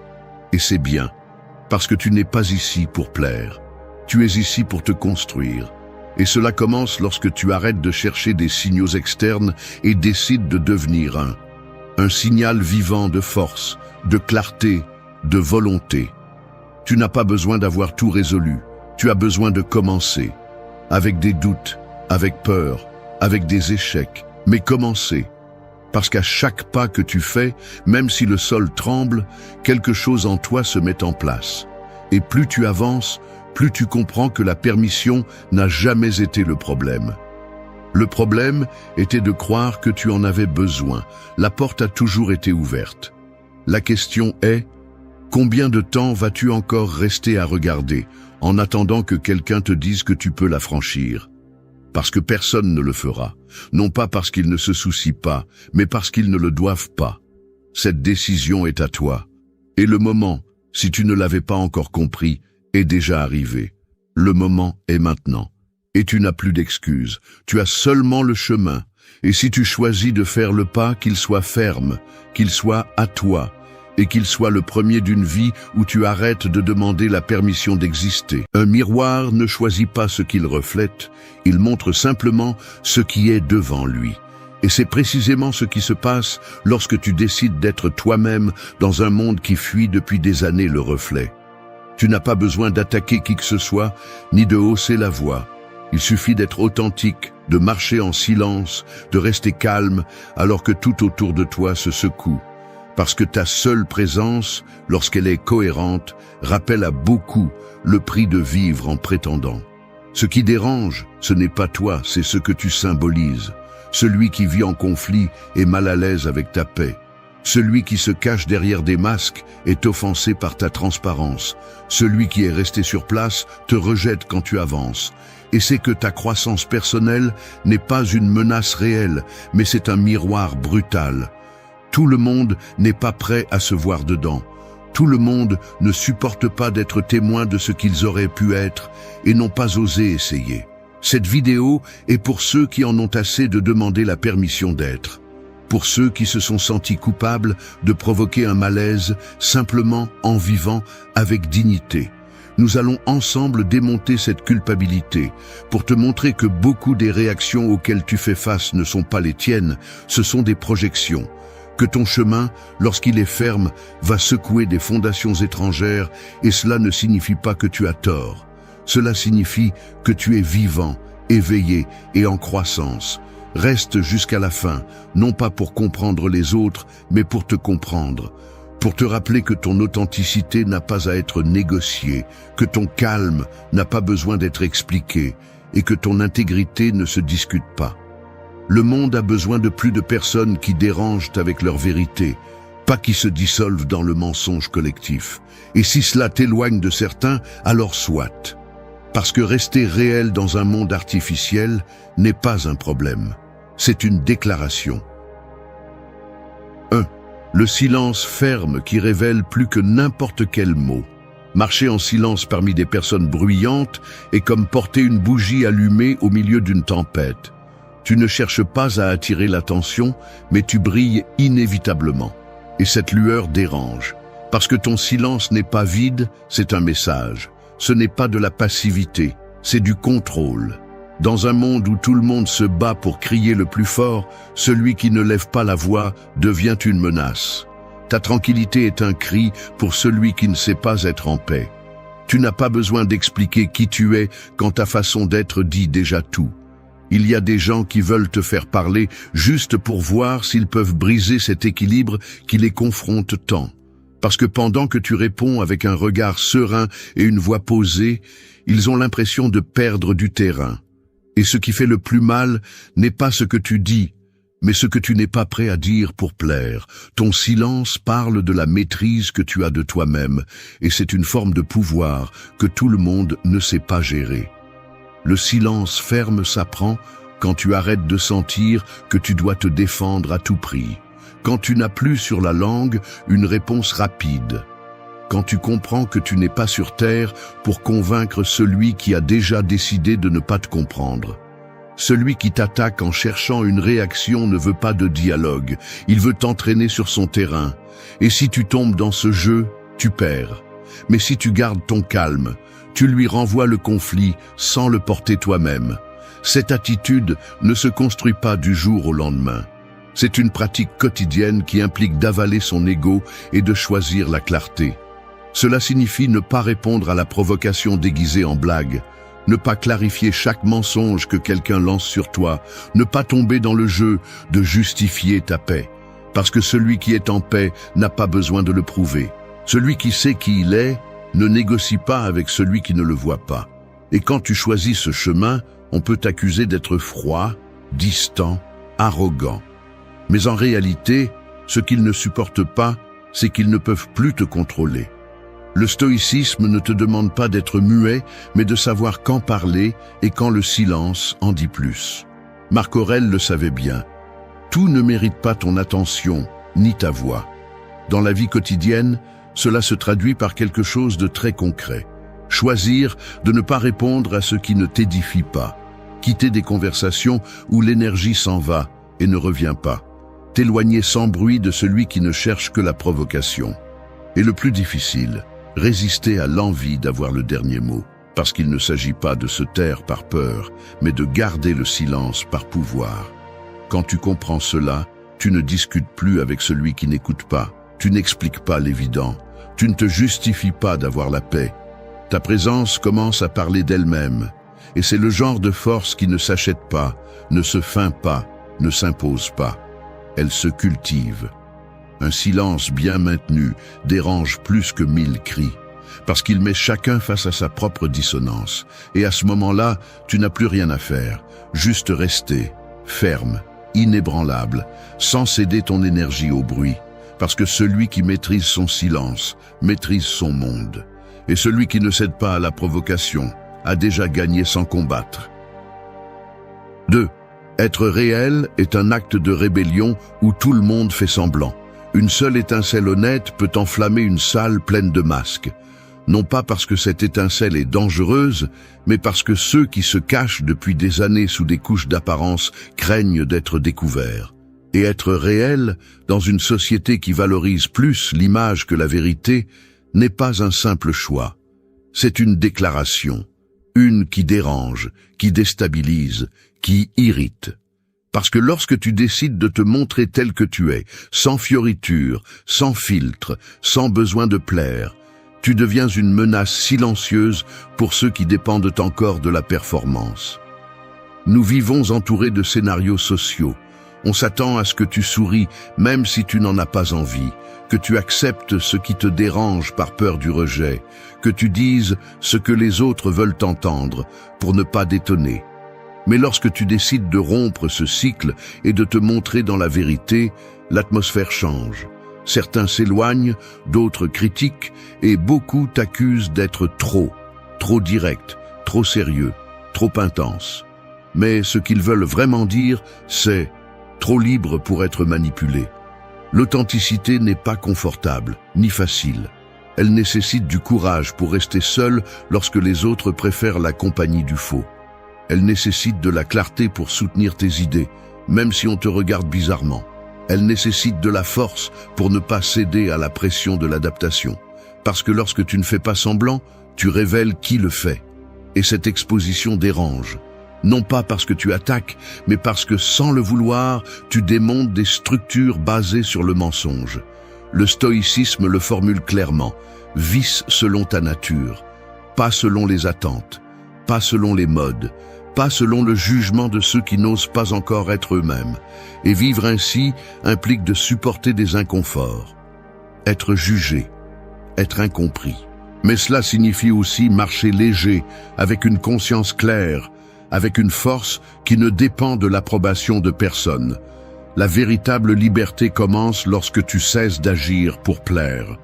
Dans la vie quotidienne, cela se traduit par des actes simples mais puissants. Dire non sans donner d'explications inutiles. T'habiller comme tu te sens à l'aise, pas comme le regard des autres le dicte. Parler fermement, même si cela te fait perdre des sympathies. Maintenir tes limites, même si cela dérange ceux qui étaient habitués à ton silence. Chacun de ces gestes est une déclaration silencieuse. Je ne suis pas ici pour jouer un rôle. Et oui, beaucoup ne comprendront pas. Certains penseront que tu te crois supérieur, d'autres te traiteront d'insensible. Mais au fond, ce qu'ils ne supportent pas, c'est qu'ils ne peuvent plus contrôler ton comportement, que tu n'as pas besoin de leur approbation pour te sentir valide, que tu as cessé de jouer, parce que celui qui cesse de faire semblant cesse de s'adapter à des structures conçues pour nous maintenir petits. Il ne s'agit pas de chercher le conflit, ni d'imposer ta façon d'être. Il s'agit de ne pas t'abandonner toi-même pour être accepté. Et lorsque tu fais cela, tu inspires sans le vouloir, parce que ton authenticité libère les autres, même si au début, cela les dérange. C'est un processus. Au début, ils s'éloignent, ensuite ils t'observent, et finalement ils te respectent. Parce que même s'ils ne le disent pas, tous aspirent à avoir ce niveau de cohérence. Être réel n'est pas une stratégie. C'est un style de vie, un qui peut te coûter des liens superficiels, mais qui te donne une paix qui n'a pas de prix. Et quand tu as ça, tu n'as plus envie de jouer pour personne, parce que tu as compris que faire semblant est une prison, et tu as déjà choisi la liberté. 3. Avancer implique aussi de lâcher ceux qui ne veulent pas bouger. Tous les passagers ne sont pas destinés à arriver avec toi jusqu'à la fin du voyage. Certains sont là seulement pour certaines étapes. Et quand le train de ta vie commence à accélérer, il y a ceux qui résistent, ceux qui se plaignent, ceux qui insistent pour rester dans des stations où tu ne peux plus tenir. Mais s'accrocher à ceux qui ne veulent pas bouger, c'est comme essayer de marcher avec quelqu'un qui veut juste s'asseoir. Tu finis par avancer à moitié, avec l'énergie divisée et l'âme fatiguée. La croissance personnelle ne transforme pas seulement ce que tu fais. Elle transforme aussi ce que tu permets, ce que tu soutiens et qui tu emmènes avec toi. Quand tu changes, tes liens bougent, pour le meilleur ou pour se briser. Parce que le vrai changement n'est pas seulement interne, il commence à se refléter dans tes décisions, tes habitudes, tes limites. Et cela ne plaît pas toujours à ceux qui bénéficiaient de ta version précédente, celles qui toléraient plus, celles qui se taisaient, celles qui s'adaptaient pour ne pas déranger. Lâcher prise n'est pas abandonner, c'est du respect, c'est accepter que chacun choisit son rythme. Et si certaines personnes préfèrent rester dans le confort de ce qu'elles connaissent, tu n'es pas obligé de freiner ton processus pour ne pas les déranger. Tu n'es pas là pour traîner personne, tu es là pour marcher. Et parfois, marcher implique de laisser derrière soi des conversations répétées, des relations qui n'ajoutent plus rien, des dynamiques qui ne te représentent plus. Non pas par orgueil, pour la santé mentale. Du point de vue du stoïcisme, le détachement ne signifie pas la froideur, mais la compréhension. Comprendre que tu ne peux pas contrôler la volonté d'autrui, que ta tâche est de vivre selon ta nature, pas selon les attentes de ceux qui refusent de grandir, et cela se traduit par choisir la clarté plutôt que l'attachement. Reconnaître que l'amour ne se mesure pas par combien tu endures, mais par combien tu te respectes, parce que continuer à porter ce qui n'avance plus ne te rend pas loyal, ça te rend prisonnier. En pratique, cela signifie quelque chose de très concret. Ne pas justifier l'injustifiable par loyauté. Ne pas continuer à répondre à des messages qui ne font que t'épuiser. Ne pas maintenir des relations par nostalgie. Ne pas arrêter de bouger par peur d'être seul. Parce qu'être seul pendant un moment fait moins mal que de te trahir toi-même chaque jour. Et ce prix, bien que élevé, est beaucoup plus léger que le coût de vivre bloqué par peur de perdre ceux qui ne t'accompagnent pas sincèrement. Il y aura ceux qui te traiteront d'égoïste, de changeant, de froid, mais en réalité, ce qu'ils ressentent n'est pas ton abandon. C'est leur peur de rester derrière. Parce que quand quelqu'un grandit, il force les autres à se remettre en question. Et beaucoup ne veulent pas regarder à l'intérieur.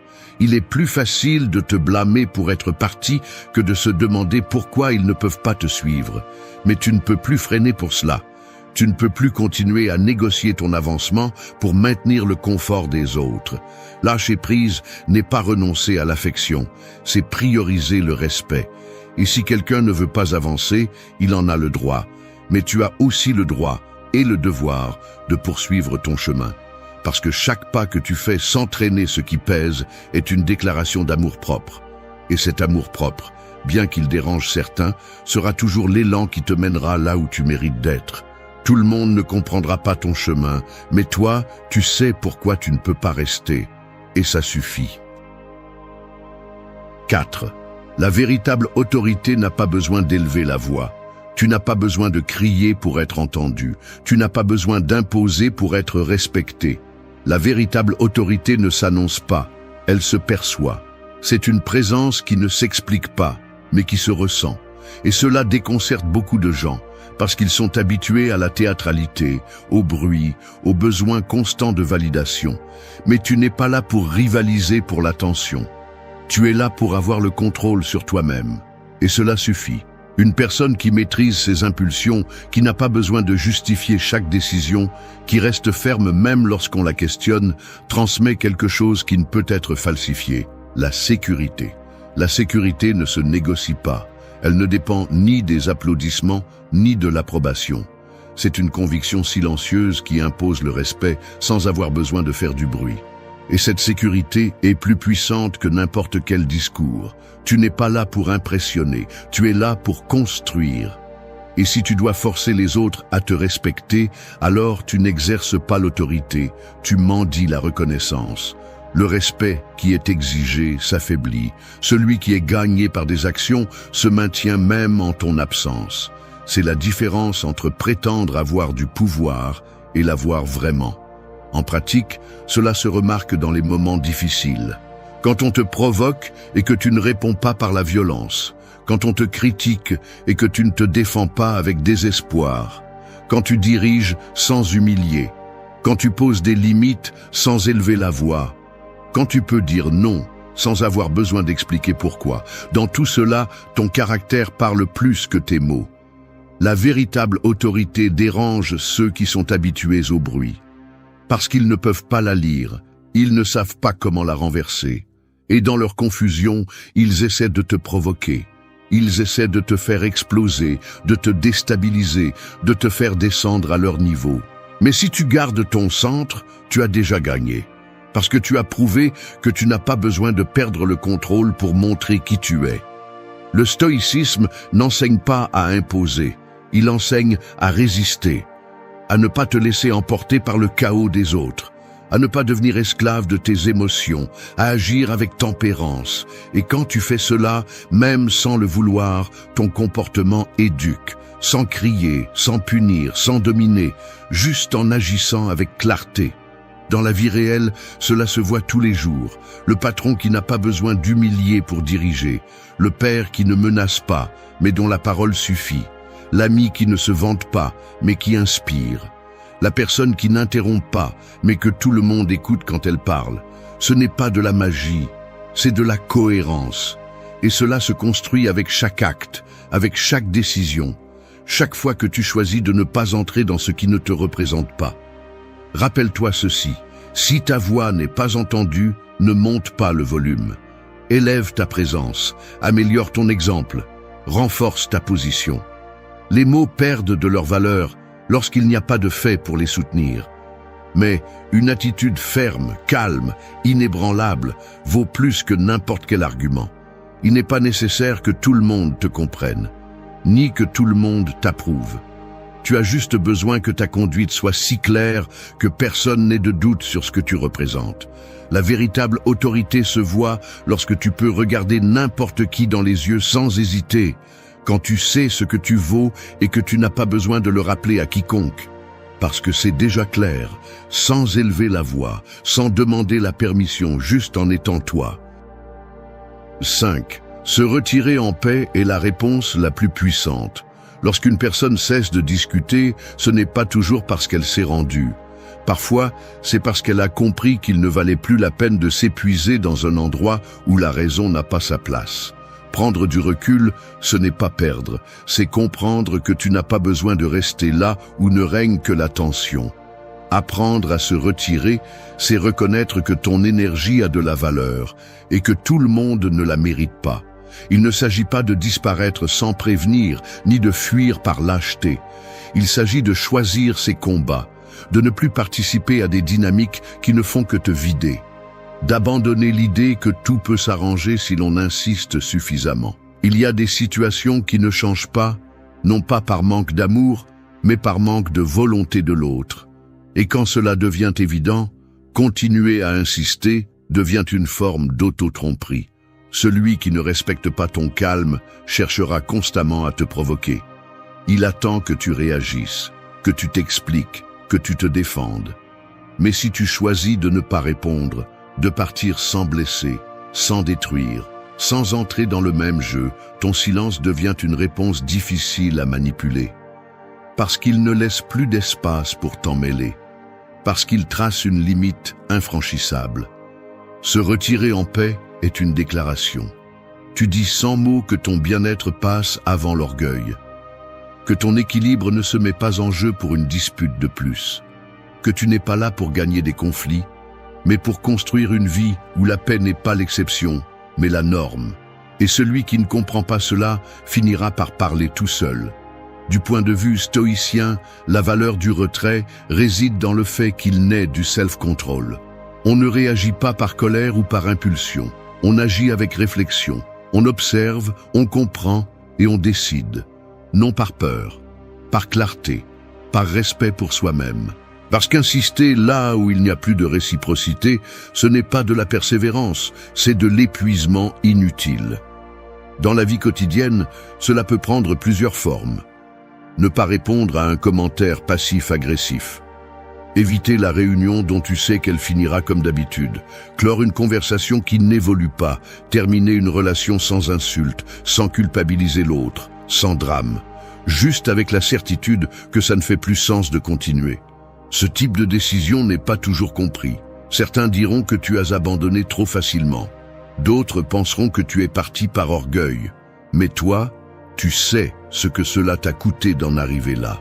Ce que tu as enduré avant de lâcher prise, ce que tu as dû accepter en silence. C'est pourquoi, lorsque tu décides de partir, tu n'as pas à te justifier.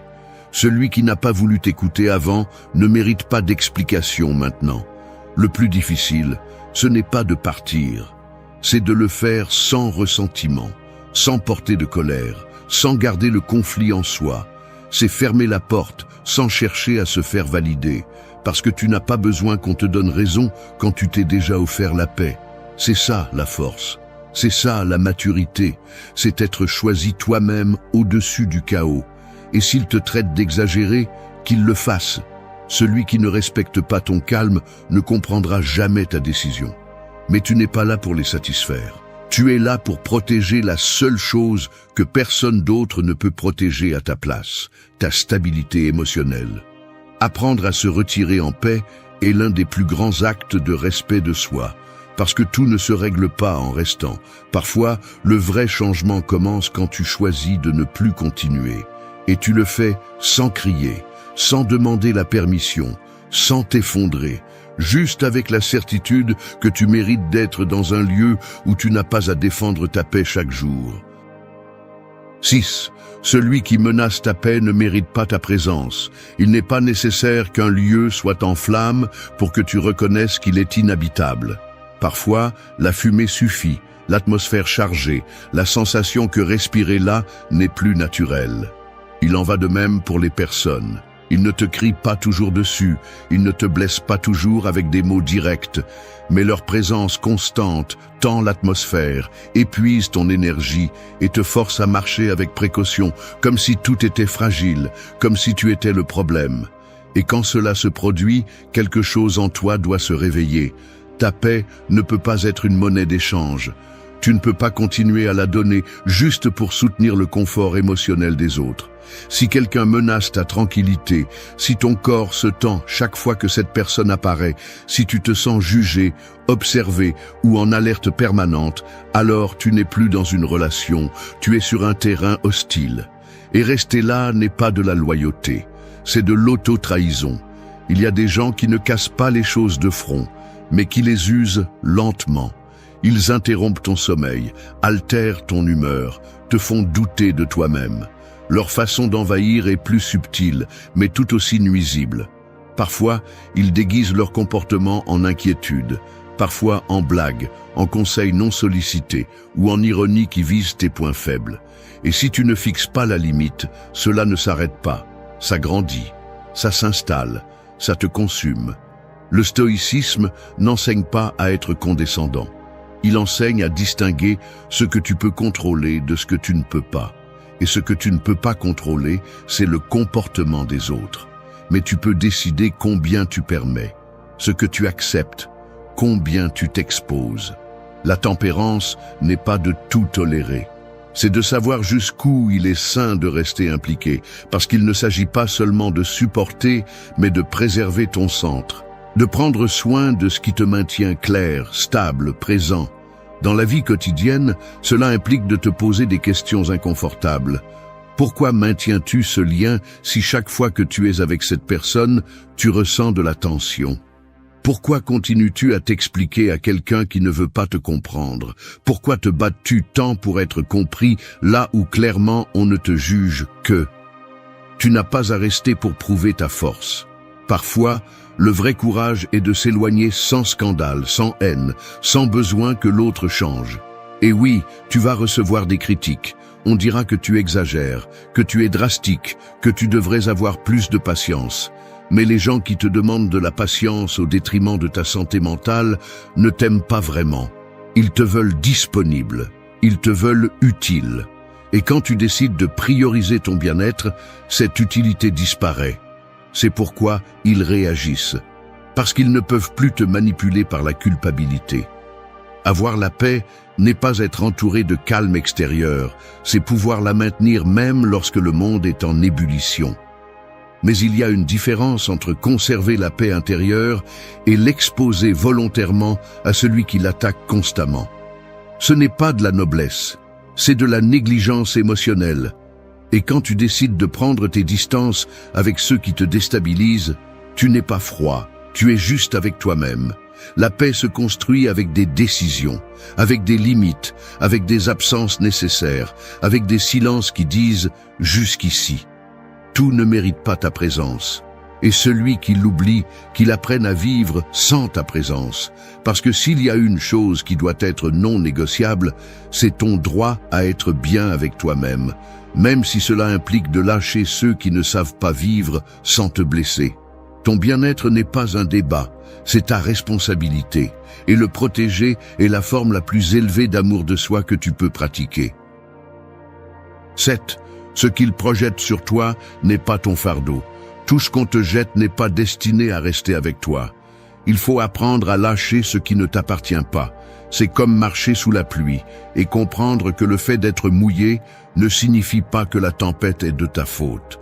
De la même manière, beaucoup des critiques, jugements ou attaques que tu reçois ne disent rien de réel sur toi, mais révèlent beaucoup sur ceux qui les émettent. Les personnes qui ne se connaissent pas elles-mêmes ont tendance à utiliser les autres comme des miroirs brisés.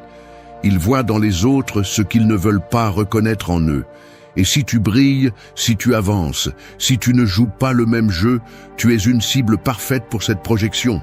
Tu n'as pas à porter les complexes des autres, ni les insécurités déguisées en opinion, ni les commentaires passifs-agressifs qui viennent de gens qui n'ont pas fait le travail interne que tu as osé commencer. La façon dont quelqu'un te traite a souvent plus à voir avec son histoire qu'avec la tienne. Et si tu ne comprends pas cela, tu passes ta vie à te défendre de choses qui ne t'ont jamais appartenu, essayant de corriger des perceptions étrangères que tu ne pourras jamais contrôler. L'important est de reconnaître quand tu absorbes des déchets émotionnels qui ne sont pas les tiens. Parce qu'il y a ceux qui ne supportent pas de voir en toi ce qu'ils ont enterré. Ta sécurité les confronte, ton honnêteté les dérange, ton calme les irrite, non pas parce que tu es offensif, mais parce que tu leur rappelles quelque chose qu'ils ont décidé de ne pas travailler. Et au lieu de regarder à l'intérieur, ils te lancent leur bruit. Ils espèrent que tu réagisses, que tu t'expliques, que tu entres dans leur chaos. Mais tu n'es pas obligé de répondre aux reflets qu'ils projettent sur toi. Du point de vue du stoïcisme, c'est essentiel. Épictète enseignait que ce que les autres pensent de toi n'est pas ton affaire. Ta seule tâche est d'être cohérent avec toi-même, d'agir avec droiture, de vivre selon ta nature. Tu ne peux pas empêcher les autres de mal interpréter tes intentions, mais tu peux choisir de ne pas porter leur jugement. Il ne s'agit pas de devenir indifférent, mais de reconnaître la différence entre la critique utile et le poison déguisé en conseil. Apprendre à séparer ces deux choses est vital pour protéger ton énergie. En pratique, cela signifie arrêter de justifier chaque pas que tu fais. Cela signifie accepter que tout le monde ne va pas te comprendre, que certains vont te déformer parce qu'ils ont besoin que tu sois le coupable de leur frustration. Mais tu ne peux pas vivre en attendant de nettoyer des versions que tu n'as pas créées. Si tu le fais, tu perds la concentration, tu perds la paix et peu à peu, tu deviens ce que les autres pensent, pas ce que tu es vraiment. Il ne s'agit pas non plus de défier tout le monde. Il n'est pas nécessaire de corriger celui qui ne veut pas comprendre. Le respect ne se demande pas. Il s'établit par la façon dont tu choisis de ne pas t'impliquer dans ce qui ne te représente pas. Le jugement des autres perd de sa force lorsque tu ne le nourris pas, lorsque tu ne le prends pas comme quelque chose de personnel, lorsque tu comprends que leur critique ne te définit pas, mais que ta réaction le fait. Tu n'es pas ici pour porter les sacs à dos des autres. Tu es ici pour rester ferme dans qui tu es, même si cela dérange, même si d'autres ne peuvent pas le gérer. Les projections existent, mais tu décides si tu les mets sur toi ou si tu les laisses passer. Parce qu'à la fin, seul toi sais le processus que tu as vécu, le travail que tu as fait, la douleur que tu as transformée. Et personne n'a le droit de ternir cela avec son propre désordre. Te protéger des projections des autres n'est pas de l'égoïsme. C'est de l'intelligence émotionnelle. C'est se rappeler que ce que les autres voient en toi ne parle pas toujours de toi, mais laisse clairement voir d'où ils regardent. Ce n'est pas ton travail de les éduquer, de les sauver, de les convaincre. Ton seul devoir est de ne pas te trahir pour correspondre à une histoire que tu n'as jamais écrite. 8. Ton intégrité pèsera toujours plus que ton image. L'image peut être construite en quelques jours. L'intégrité, en revanche, se forge dans chaque décision silencieuse que tu prends lorsque personne ne te regarde. Tu peux paraître fort, paraître sage, paraître réussi, mais si à l'intérieur tu trahis tes valeurs, tout cela s'effondre tôt ou tard. Parce que ce qui est apparent peut impressionner pendant un moment, mais ce que tu es Vraiment, laisse une empreinte pour toujours. Nous vivons entourés d'apparences, des réseaux sociaux qui vendent des versions éditées de la vie, des conversations où l'on dit ce qui est convenable, des liens qui sont maintenus par intérêt. Au milieu de tout cela, rester fidèle à ton intégrité semble être un choix démodé. Mais c'est justement ce qui te distingue.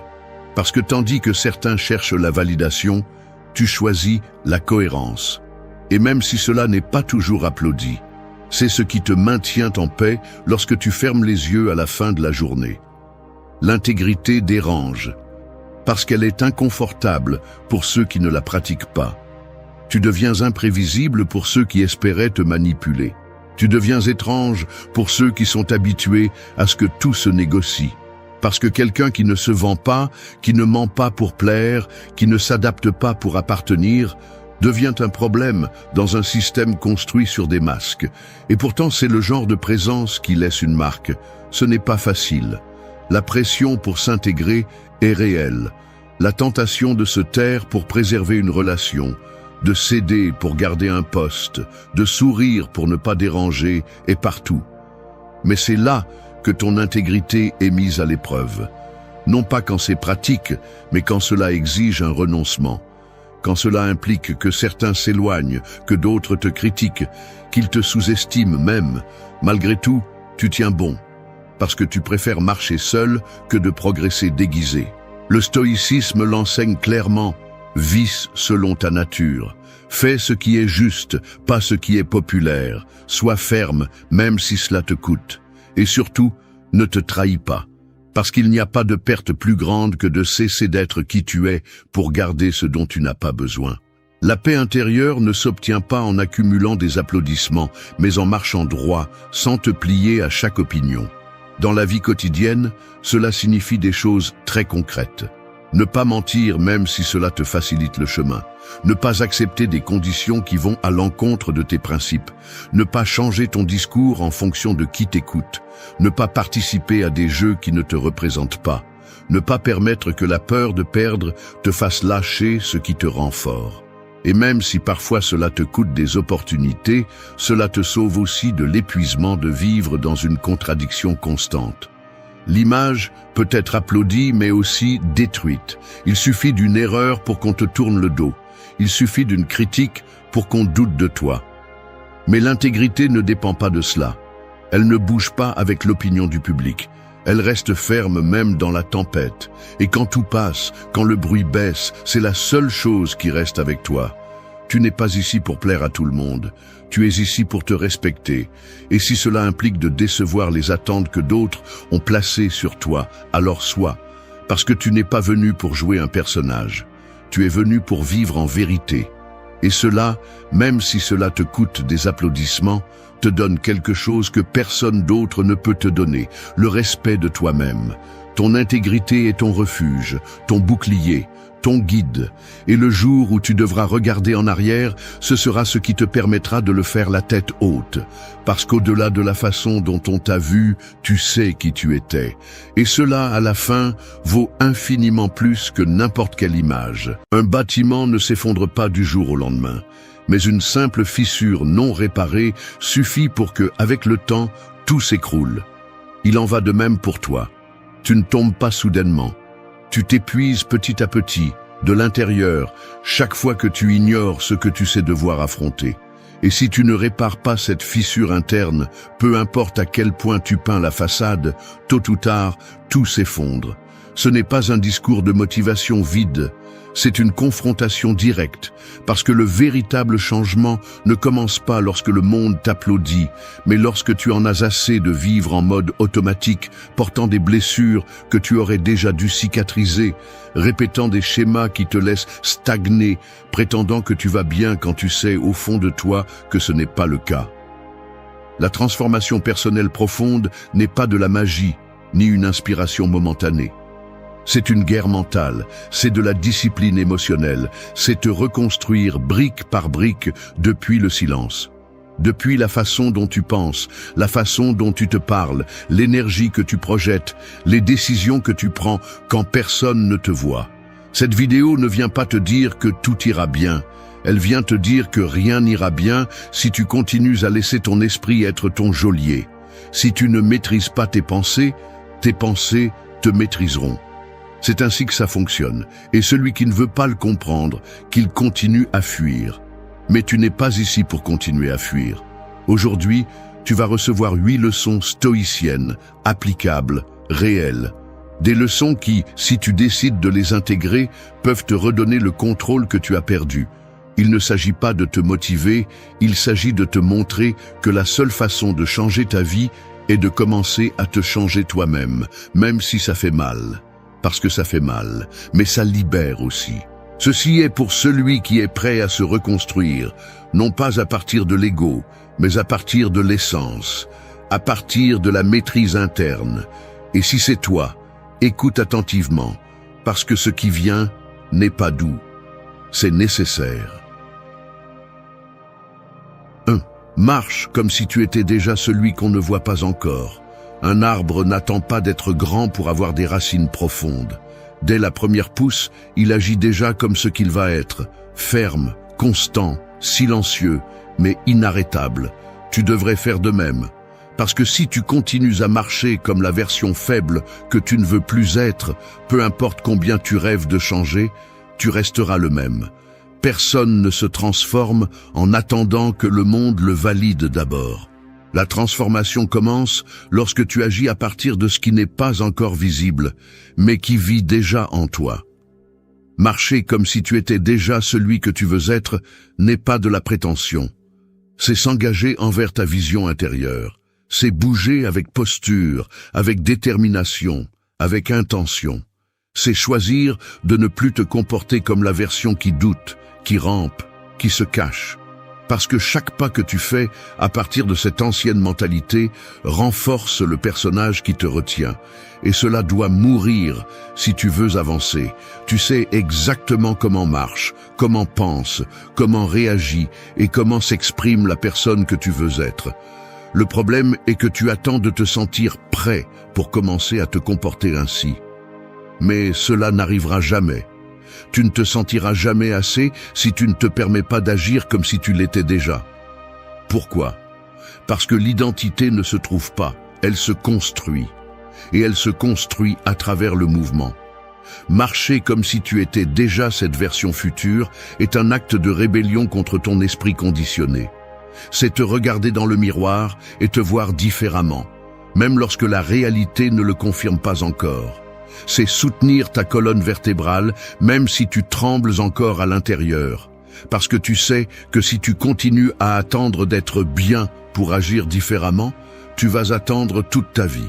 Les stoïciens ne parlaient pas d'imaginer des futurs. Ils parlaient d'incarner la vertu maintenant. Pas demain, pas quand les circonstances s'améliorent. Maintenant. Parce que la seule chose que tu contrôles est ce moment. Alors, si tu sais déjà qui tu veux être, commence à le démontrer. Ne l'annonce pas, ne l'explique pas. Vis-le simplement. Commence à parler plus clairement.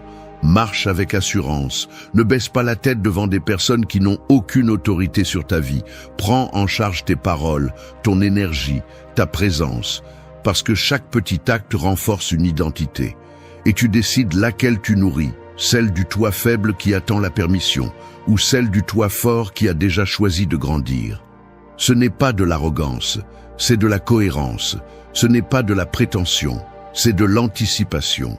C'est te permettre de vivre à partir de la vision, pas du passé. Parce que si tu continues à agir à partir de ce que tu as été, tu continueras à créer ce que tu connais déjà. Mais si tu agis à partir de ce que tu vas être, tu commences à construire ce que tu n'as jamais eu. Alors lève-toi, respire, redresse ta posture, parle moins et écoute plus. Regarde dans les yeux. Arrête de te justifier, arrête de te rétrécir.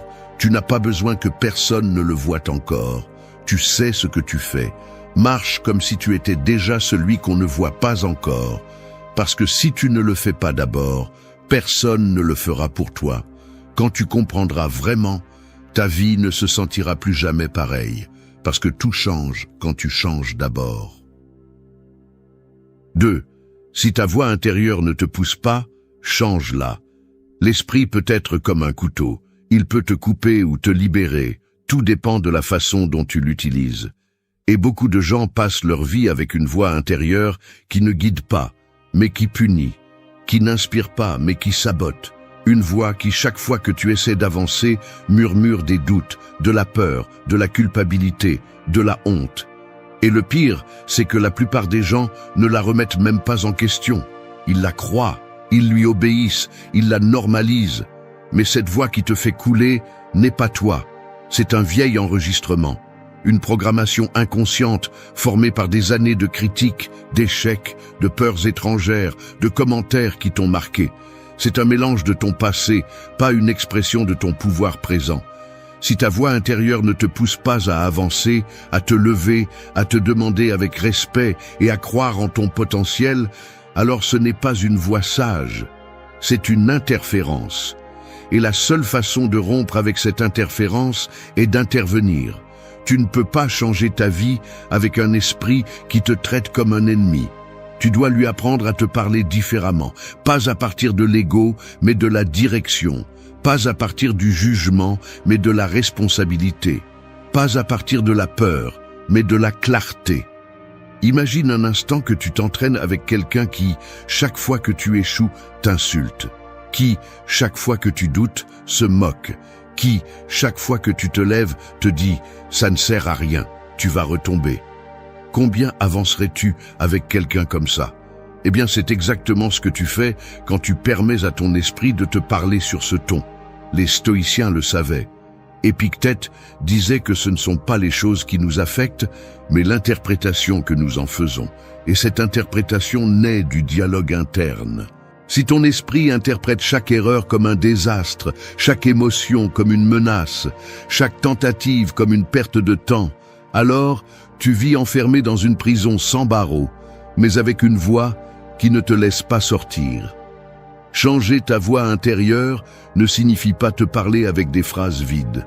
C'est créer une narration qui te soutient quand tu faiblis. C'est te dire ce que tu as besoin d'entendre, pas ce que ta peur veut répéter.